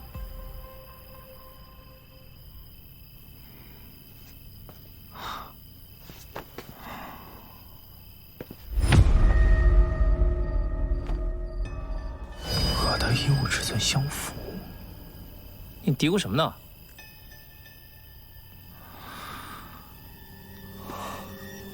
嗯？老幺。嗯。金月可能没死。什么？你还记得我们是何时和陈莲分开的吗？昨日子时末啊。时间对得上。他和我们分开之后，就找到了刘全，杀死了他。你是说，是陈莲杀的？不，是金月。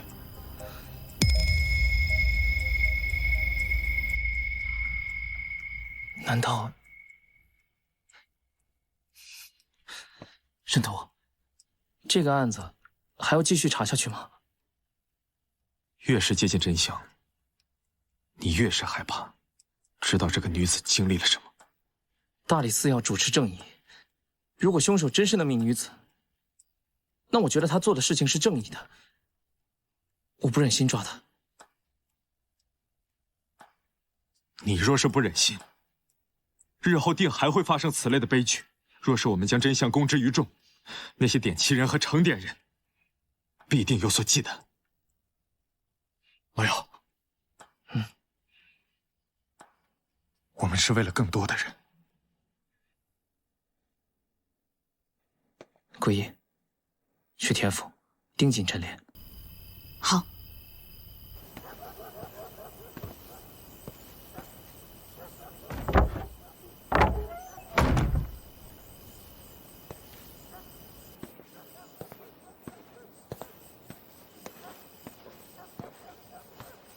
嘿嘿，你回来了。我回来了。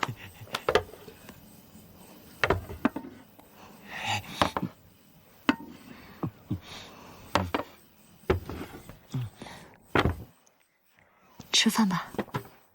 你看，是你。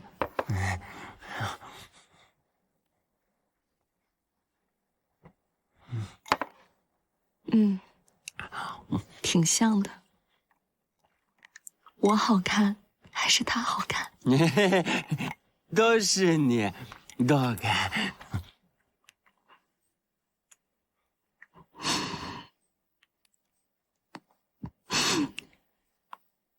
你为何是个傻子？你为何是个傻子？啊！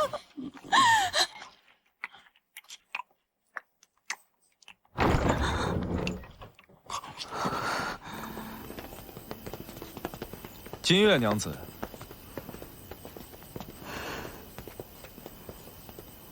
你们猜到了。没想到胡牙竟雕得如此精妙。是啊，他虽然是一个傻子，但他好像心里比谁都透亮。他呀，是这个世界上唯一对我好的人。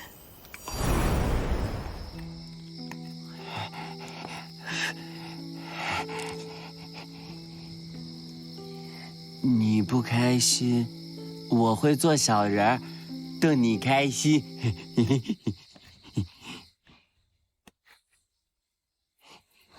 你好看，我做个好看的小人。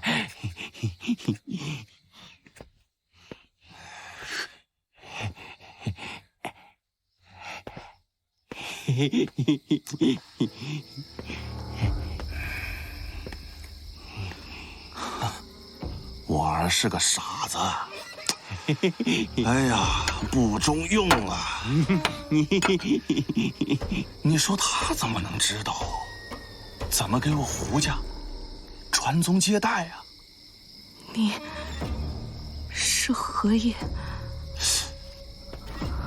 我花了那么多钱把你买到这个家里，就这才点了1年期。哎呀，这日子是说到就到，我总不能打水漂吧？啊！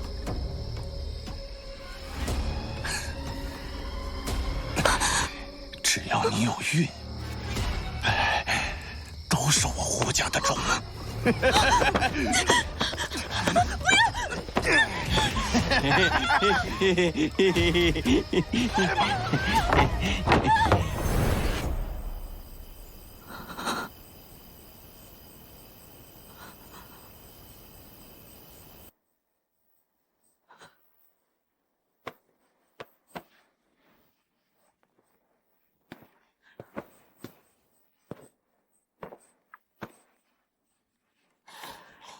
被点不说，受到此番侮辱，刘全竟未想着替我出气，反倒是以此为把柄，来找胡品要钱。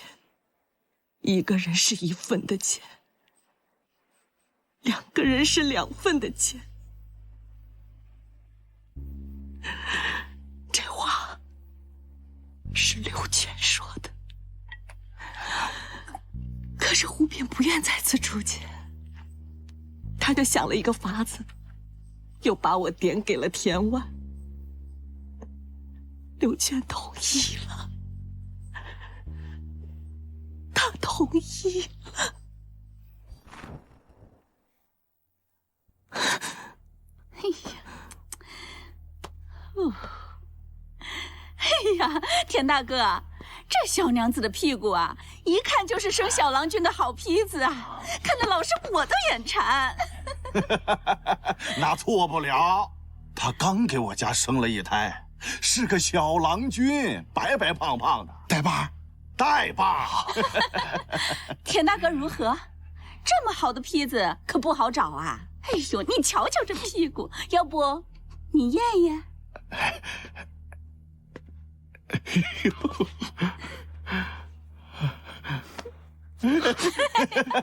成！哎呀，成了！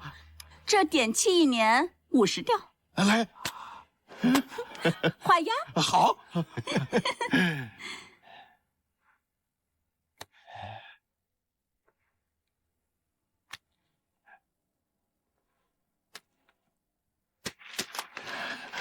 成了。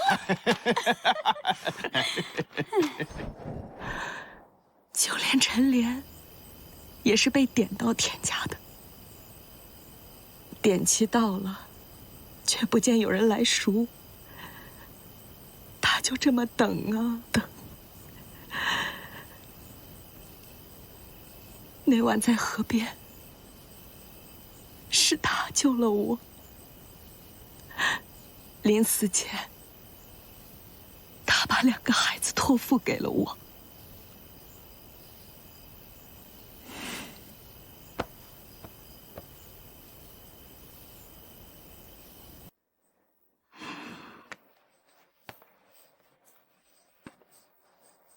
英亥也在大理寺，大理寺会抚养他长大。将来有缘的话，定会相见。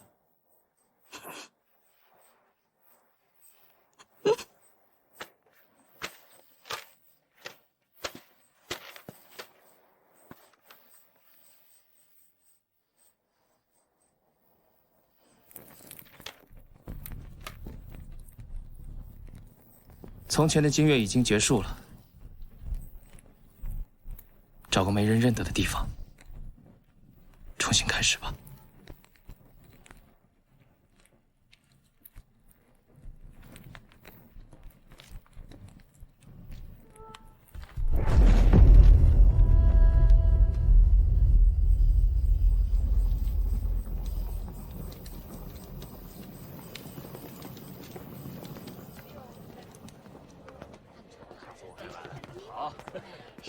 罪人金月，罪孽深重，依律本应处斩，但念及事出有因，从轻发落，死罪可免，活罪难逃。今判其流放江南道，以儆效尤。